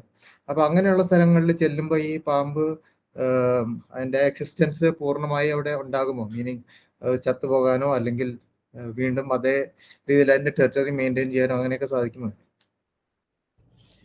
അതായത് ഇതിൽ ഇപ്പം നമ്മളെ സംബന്ധിച്ചിടത്തോളം അതിൽ പഠനങ്ങളായിട്ടില്ല, പക്ഷെ വി ഹാവ് ഒബ്സർവേഷൻസ്. ഇപ്പോൾ വനം വകുപ്പ് തന്നെ ട്രീറ്റ് ചെയ്ത പല കേസുകൾ, ഇപ്പം സ്റ്റിച്ച് ഇട്ടതും അതല്ലെങ്കിൽ വയറ് കീറിപ്പോയതുമായിട്ടുള്ള മലമ്പാമ്പ്, ചേര, അങ്ങനത്തെ ഒരുപാട് കേസുകൾ ഇതിനെ നമ്മൾ അപ്പോൾ ഒരു ഐഡന്റിഫിക്കേഷൻ മാർക്കായല്ലോ, ഇതിനെ റിലീസ് ചെയ്യുകയും വനത്തിൽ റിലീസ് ചെയ്യുകയും പിന്നീട് പലതവണ റീക്യാപ്ചർ കാണുകയും ചെയ്യുന്ന സിറ്റുവേഷൻസ് ഉണ്ടായിട്ടുണ്ട്. എന്നാൽ നമ്മൾ ആഗോളതലത്തിലുള്ള പഠനങ്ങൾ എടുക്കുമ്പോൾ, ഇപ്പം പ്രധാനമായിട്ടും ലോകം മുഴുവൻ പലതരത്തിലുള്ള പഠനങ്ങളുണ്ട്. ഒരുപക്ഷെ എനിക്ക് തോന്നുന്നു ഏതാണ്ട് അപ്പോഴും മറ്റുള്ള കാര്യങ്ങളെ അപേക്ഷിച്ച് പഠനങ്ങളുടെ എണ്ണം ഇതിൽ വളരെ കുറവാണ്. എന്നിരുന്നാലും ഈ റെസ്ക്യൂ ആൻഡ് റീലൊക്കേഷൻ എന്ന് പറയുന്ന കാര്യത്തിൽ പറയുന്ന ഒരു സംഗതി, ഒന്ന് ലോങ് ഡിസ്റ്റൻസ് ട്രാൻസ്ലൊക്കേഷൻ, രണ്ട് ഷോർട്ട് ഡിസ്റ്റൻസ് ട്രാൻസ്ലൊക്കേഷൻ, പിന്നെ ക്യാപ്റ്റിവിറ്റി ട്രാൻസ്ലൊക്കേഷൻ. അപ്പൊ ഈ ക്യാപ്റ്റിവിറ്റി ട്രാൻസ്ലൊക്കേഷനെ കൂട്ടിക്കിടന്ന പാമ്പിനെ കൊണ്ടുവിടുന്നതാണ്, നമ്മളത് ചെയ്യുന്നില്ല. പകരം നമ്മുടെ പലപ്പോഴും പിടിക്കുന്ന പാമ്പിനെ വനപ്രദേശങ്ങളിലാണ് വിടുന്നത്. ഒരു മനുഷ്യ കേന്ദ്രീകൃതമായിട്ടുള്ള സമൂഹത്തിലാണ് നമുക്ക് നിൽക്കുന്നത്. അതുകൊണ്ട് തന്നെ നമ്മൾ ഒരു ടൗണിൽ നിന്ന് ഒരു മൂർഖനെ പിടിച്ചു, നമുക്ക് അവിടെ തന്നെ വിടാനുള്ള ഒരു സാഹചര്യം ഇന്ന് നിലനിൽക്കുന്നില്ല. അത് മനുഷ്യനെ ഒഴിവാക്കിക്കൊണ്ടൊരു സംരക്ഷണം ഇതിൽ ഒരു തരത്തിലും പോസിബിൾ അല്ല എന്നുള്ളത് തന്നെയാണ് വസ്തുത. നമ്മൾ പലപ്പോഴും നിങ്ങൾ ശ്രദ്ധിച്ചിട്ടുണ്ടാവും, ഈ അനാവശ്യമായിട്ടുള്ള കാര്യങ്ങൾ മൂലം ഒരു ഉദാഹരണം പറയുകയാണെങ്കിൽ ഇപ്പൊ ഒരു മാനീറ്റർ ടൈഗർ വരുന്നു. അപ്പൊ അതിനെ മാനീറ്റർ ടൈഗറിന്റെ കേസിൽ പോസിബിൾ ആയിട്ടുള്ള ഒരു സൊല്യൂഷൻ എന്ന് പറയുന്നത് അതിനെ ക്യാപ്ചർ ചെയ്യുക എന്നുള്ളത് തന്നെയാണ്. അപ്പൊ അത് ചെയ്യാതെ നമ്മൾ അതിനെ വീണ്ടും തിരിച്ചവിടെ തന്നെ വിടുന്ന ഒരു സിറ്റുവേഷൻ വരുമ്പോൾ ആ വർഷങ്ങളിൽ പലപ്പോഴും ആ കാട് മൊത്തം നിന്ന് കത്തും.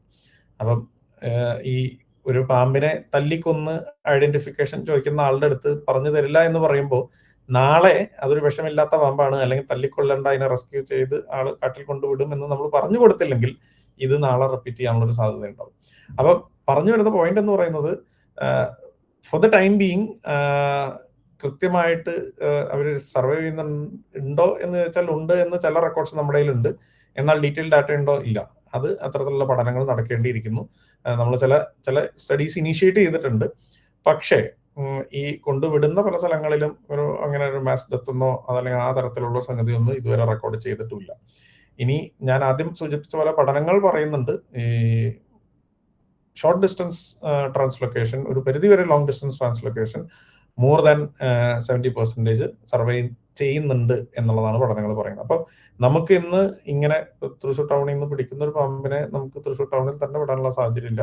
അത് വാഴച്ചാൽ കാടുകളിലോ അതല്ലെങ്കിൽ ഈ പറയുന്ന പീച്ചി കാടുകളിലോ വാഴാനി കാടുകളിലോ റിലീസ് ചെയ്യാനുള്ള ഒരു പോസിബിലിറ്റി തന്നെ ഉള്ളൂ. അതായത് ഹ്യൂമൻ ഹാബിറ്റേഷൻ, വെനമസ് സ്നേക്സിനെ എല്ലാം ഫോറസ്റ്റ് ഏരിയാസിലും, നോൺ വെനമസിലെ ഇപ്പൊ ചേര, മലമ്പാമ്പ് ഒക്കെ പരമാവധി, മലമ്പാമ്പിനെയും കൂടുതൽ വനപ്രദേശത്ത് റിലീസ് ചെയ്യുന്നുണ്ട്. ബാക്കി നോൺ വെനമസിനെ എല്ലാം അതത് പ്രദേശങ്ങളിൽ തന്നെ റിലീസ് ചെയ്യാനായിട്ട് ഇന്ന് സാധിക്കുന്നുണ്ട് എന്നുള്ളൊരു വസ്തുതയാണ്. അത് ഈ പറയുന്ന ആളുകളായിട്ട് സംസാരിച്ചിട്ടൊക്കെ ഇപ്പൊ ചേരയോ അല്ലെങ്കിൽ ഇപ്പൊ കാട്ടുപാമ്പോ അതല്ലെങ്കിൽ ചൂരുപാമ്പോ ഒക്കെ അങ്ങനെ തന്നെയാണ് റിലീസ് പ്രോട്ടോകോൾ ഉള്ളത്. Thank you. അത് മാത്രമല്ല, നമ്മളിപ്പം ഈ ഷോർട്ട് ലൊക്കേഷൻ ട്രാൻസ്ഫർ അതുപോലെയുള്ള കാര്യങ്ങളിൽ ഈ പാമ്പ് അത് സെയിം ലൊക്കേഷനിലേക്ക് തിരിച്ചു വരാനുള്ള സാധ്യതയുണ്ടോ? പ്ലസ് അതും ഈ ഒരു ഫേമസ് റെസ്ക്യൂർ ഇൻ കേരള ആളിങ്ങനെ 100ാമത്തെ രാജവെമ്പാലയെ പിടിച്ചു അല്ലെങ്കിൽ അങ്ങനെയൊക്കെ പറഞ്ഞ് ഞാനിങ്ങനെ അത്ഭുതപ്പെടാറുണ്ട്. ഇത്രയും രാജവെമ്പാലകൾ ഈ ഇദ്ദേഹത്തിന്റെ കൈകളിലേക്ക് വരുന്നതാണോ അതോ ഇത് എങ്ങനെയാണ്? അല്ലല്ല, അതില് എങ്ങനെയാ വെച്ചാൽ ഞാൻ പറഞ്ഞില്ലേ, ഇപ്പം പ്രജനന കാലമാകുമ്പോൾ രാജവെമ്പാലകൾ നല്ലോണം സഞ്ചരിക്കും. ഈ പെൺ രാജവെമ്പാല പോകുന്നതിന് ഇപ്പൊ ചുറ്റുപാടുമായിട്ട് അതിന്റെ പുറകെ ആയിട്ട് ഒരുപാട് ആൺ രാജവെമ്പാലകൾ നല്ലോണം സഞ്ചരിക്കും. രാജവെമ്പാലകളിലാണ് നമ്മുടെ ഇവിടെ പഠനങ്ങൾ നടന്നിട്ടുള്ളതും. അത് 10-30 കിലോമീറ്റർ ഒക്കെ സഞ്ചരിച്ചിട്ടുള്ള 1-2 റെക്കോർഡ്സ് പറയുന്നുണ്ട്.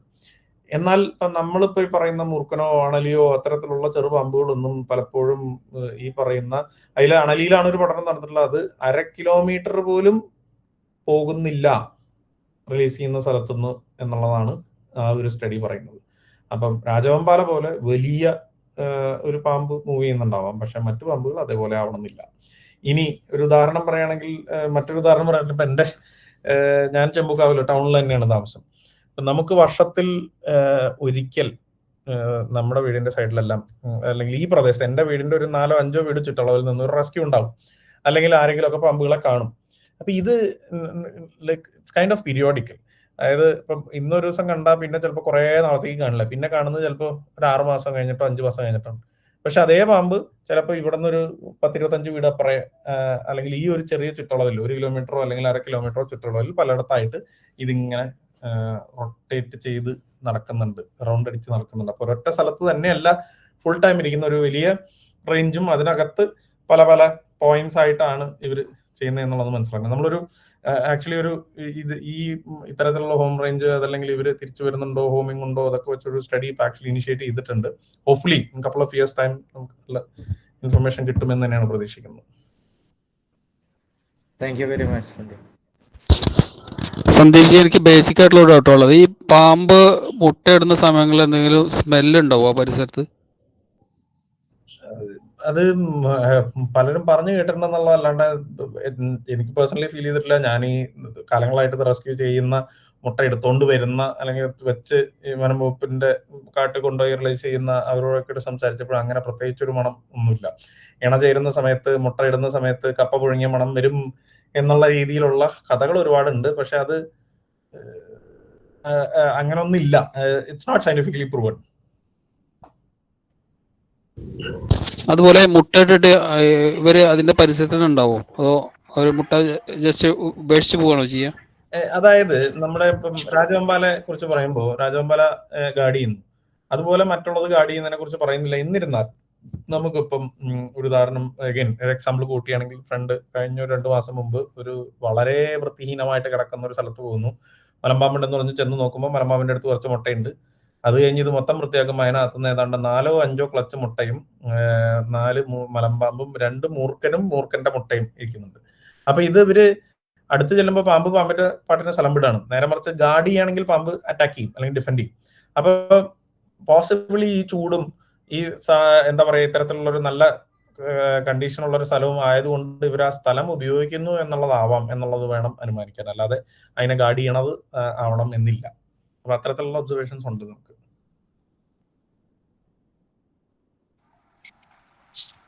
സാർ, എന്റെ പേര് രതീഷ് എന്നാണ്.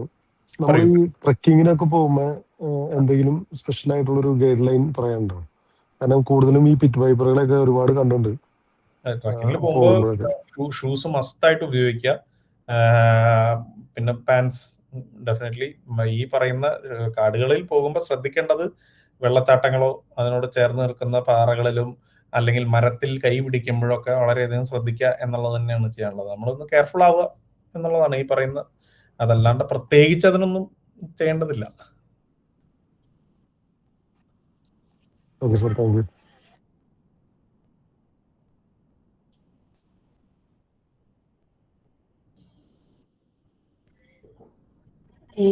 ഹലോ, യെസ് പറഞ്ഞോളൂ. നമ്മുടെ ഹംപ്നോസിന് ആന്റിവനം ഇല്ല എന്ന് പറഞ്ഞല്ലോ ഇപ്പൊ നിലവില്. അപ്പം കേസ് ഒരു ബൈറ്റ് വന്നിട്ടുണ്ടെങ്കിൽ നമ്മൾ അതിന്റെ പ്രോട്ടോകോൾ എങ്ങനെയായിരിക്കണം? ഇപ്പൊ നമ്മളൊരു കൂടെ ഒരു ബൈസ്റ്റാൻഡർ ആയിട്ടോ ഒക്കെ നിൽക്കുകയാണെങ്കിൽ നമ്മൾ അതിന്റെ പ്രോട്ടോകോൾ എങ്ങനെയാ വേണ്ടി വരാം? അതായത് ഇപ്പം നമ്മളിപ്പോ ഡോക്ടേഴ്സ് ആയിട്ടും കുറച്ചു കാലങ്ങളായിട്ട് ഡിസ്കസ് ചെയ്യുന്ന ഒരു കാര്യമാണ്. അതായത് പലരും ഡോക്ടർമാരെ കുറ്റം പറയാൻ പറ്റില്ല. കാരണം അവിടെ ചെന്ന് ആന്റിവനം കൊടുത്തില്ല എന്ന് പറഞ്ഞാൽ നാട്ടുകാർ പിടിച്ചിടിക്കും എന്നുള്ളതുകൊണ്ട് അവരുടെ ഭാഗം സേഫ് ആക്കാനായിട്ട് അവര് ആന്റിവനം കൊടുക്കും. അപ്പൊ അതിന്റെ ഒരു പ്രശ്നം എന്താ വെച്ചാല്, നമ്മള് കോട്ടയത്തേക്ക് പോകാനുള്ള ബസ് നോക്കി നിൽക്കുമ്പോൾ കണ്ണൂർക്ക് ഒരു ബസ്സിൽ വന്ന് അതിൽ കയറുന്ന ഒരവസ്ഥയാണ്. കാരണം ഹംപ്നോസ് പിറ്റ് വൈപ്പറിന്റെ വെനം കോമ്പോസിഷൻ അല്ല ഈ ബാക്കിയുള്ള 4 എണ്ണത്തിന്. അപ്പൊ ഈ മരുന്ന് കൊണ്ട് ഒരു ഉപകാരവും ഇല്ല. എന്നാൽ ഒരു പക്ഷേ കോംപ്ലിക്കേഷൻ ഉണ്ടായേക്കാം. അപ്പൊ അതുകൊണ്ട് തന്നെ ഹംപ്നോസ്റ്റ് ആണ് എന്ന് നമുക്ക് 100% ഉറപ്പാണെന്നുണ്ടെങ്കിൽ അത് അവരെ ബോധിപ്പിക്കുക എന്നുള്ളതാണ് വസ്തുത. അപ്പം നമുക്ക് പലപ്പോഴും കോളുകൾ വരുന്നുണ്ട്. ചിലപ്പോൾ ഡോക്ടർമാർക്ക് പേടിയോണ്ടായിരിക്കാം, അല്ലെങ്കിൽ ഇവരാരത് പറയാനെന്നുള്ളതുകൊണ്ടായിരിക്കാം. എന്നിരുന്നാലും നമ്മൾ വളരെയധികം ശ്രമിച്ച് ഡോക്ടർമാരെ മറ്റ് ഇതിൽ വളരെ എക്സ്പേർട്ട് ആയിട്ട്, ഇപ്പോൾ ഒരു ഉദാഹരണം പറയുകയാണെങ്കിൽ കോഴിക്കോട് മെഡിക്കൽ കോളേജിലെ ഡോക്ടർ ജയേഷ് എത്രയോ വർഷങ്ങളായിട്ട് അദ്ദേഹത്തിന്റെ ടീമും ഈ പിറ്റ് വൈപ്പേഴ്സ് ആണെന്ന് കൺഫേം ആണെങ്കിൽ അതായത് 100% ഉറപ്പാണെങ്കിൽ ആന്റി സ്നേക്ക് വെനം ഇല്ലാതെ ഇതിനെ മോണിറ്റർ ചെയ്യുന്നുണ്ട്. ഇന്ന് മുൻ വർഷങ്ങളിലെ അപേക്ഷിച്ച് ഒരുപാട് ഡോക്ടർമാർ ഈ ഹംപ്നോസ് പിറ്റ് വൈപ്പർ ആണെങ്കിൽ ആന്റി സ്നേക്ക് വെനം കൊടുക്കാതെ ഇതിനെ മോണിറ്റർ ചെയ്തും ഇപ്പോൾ വളരെ അപൂർവമായിട്ട് ഡയാലിസിസ് വേണ്ട കേസുള്ള ഡയാലിസിസ് ചെയ്തും ഒക്കെ എന്താ പറയുക ഒബ്സർവേറ്ററി ട്രീറ്റ്മെന്റ് നടത്തുന്നുണ്ട്. അപ്പം നമുക്കതാണ് എന്ന് അറിയുന്ന ഒരു സിറ്റുവേഷൻ ഉണ്ടെങ്കിൽ ഐഡിയലി അത് ഇപ്പം you can reach out to us. അതല്ലെങ്കിൽ നമുക്ക് വേറെ ഡോക്ടർമാരുണ്ട്, അവരോട് പറഞ്ഞ് ഈ പോകുന്ന സ്ഥലത്തുള്ള ആളുകളെ കൺവിൻസ് ചെയ്യിക്കുക. അതായത് ദിസ് ഇസ് ഹംനോസ് പിറ്റ് വൈപ്പർ, ഈ ആന്റി സ്നേക്ക് വെനം കൊണ്ട് ഇതുകൊണ്ട് ഉപകാരമില്ല, അല്ലാതുള്ള ട്രീറ്റ്മെന്റ് ചെയ്താൽ മതി. But we have to make sure that കടിച്ചത് ഇന്ന പാമ്പ് തന്നെയാണ് എന്നുള്ളത്. ഇപ്പം നമ്മളൊരു പാമ്പ് കടിച്ചു, ഹംബനോസ്റ്റാണ് കടിച്ചത്, പക്ഷെ നമുക്ക് അറിയില്ല ഹംബനോസ്റ്റാണ് കടിച്ചതെന്നുള്ളത്. അത് വന്ന് ഇവർ ടെസ്റ്റ് ചെയ്യുമ്പോൾ അത് വൈപ്പറിന്റെ സിംറ്റംസ് ആണ് കാണിക്കുക. അപ്പം നമുക്ക് എന്താണെന്ന് അറിയാത്ത സിറ്റുവേഷനിൽ അവർ ആന്റി സ്നേക്ക് വെനം കൊടുക്കുക തന്നെ ചെയ്യും. പക്ഷെ അറിയുന്ന ഒരു അവസ്ഥയിൽ അത് കൊടുക്കാതിരിക്കുന്നതാണ് നല്ലത് എന്നുള്ളതാണ് വസ്തുത. ഓക്കെ, അതുപോലെ ഈ നോൺ വെനമസ് ആയിട്ടുള്ള ബൈറ്റുകളിൽ നമ്മൾ ഈ പോളിവാന്റ് പാലന്റ് ആന്റിവെനം കൊടുക്കുമ്പോൾ എന്തെങ്കിലും കോംപ്ലിക്കേഷൻസ് വരുന്നുണ്ടോ? ഇപ്പം ഉള്ളതായിട്ട് നമ്മൾ റീസെന്റ് പല കേസുകളും പറയുന്നുണ്ട്. അതായത് പലപ്പോഴും ഈ നോൺ വെനമസ് ബൈറ്റുകൾക്ക് ഇവര് WBCT നോക്കുമ്പോൾ അതിൽ കാണിക്കും, അങ്ങനെയാണ് കൊടുക്കുന്നത്. അപ്പൊ ഈ അതില് എന്താ പറയാ, ഈ ലാബ് എറേഴ്സ് കാരണം അതിൽ ഈ പോസിറ്റീവ് റിപ്പോർട്ട്സ് കാണിക്കാനുള്ള സാധ്യതയുണ്ട്. അപ്പൊ അത് റിപ്പീറ്റ് ചെയ്യുക ഇല്ല എന്ന് ഉറപ്പിക്കുക എന്നുള്ളതാണ് ഇമ്പോർട്ടന്റ്. അപ്പോൾ നോൺ വെനമസ് ആയിട്ടുള്ള അല്ലെങ്കിൽ ബിഗ് 4 അല്ലാത്ത പാമ്പുകൾക്ക് ആന്റി സ്നേക്ക് വെനം കൊടുക്കാൻ പാടില്ല എന്നുള്ളത് തന്നെയാണ്. അത് ഈ എന്താ പറയാ, വളരെ സ്ട്രോങ് ആയിട്ട് തന്നെ പ്രോട്ടോകോളിൽ അത് കൊണ്ടുവരാനുള്ള രീതിയിലുള്ള നീക്കങ്ങൾ നടക്കുന്നുണ്ട്. Okay, thank you sir.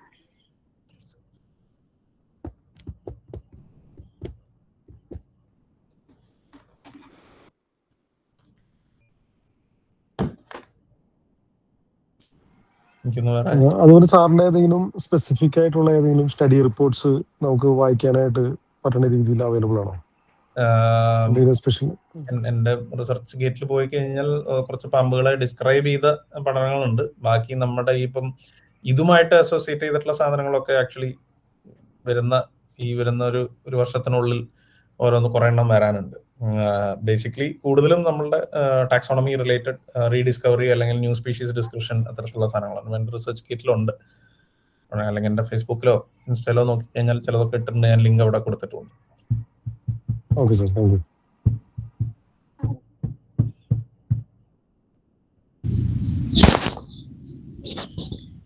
ഇനി ഡൗട്ടൊന്നും ഇല്ലെങ്കിൽ നമുക്ക് വൈൻഡ് അപ്പ് ചെയ്യാം അല്ലേ?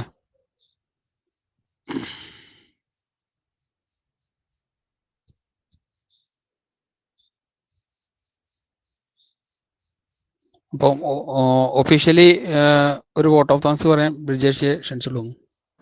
സന്ദീപ് ജി, വളരെ മികച്ചൊരു ക്ലാസ്സാണ്. സ്റ്റിയറിൻ്റെ 4ാമത്തെ സെഷനാണ് പല വിഷയങ്ങളിലുള്ള.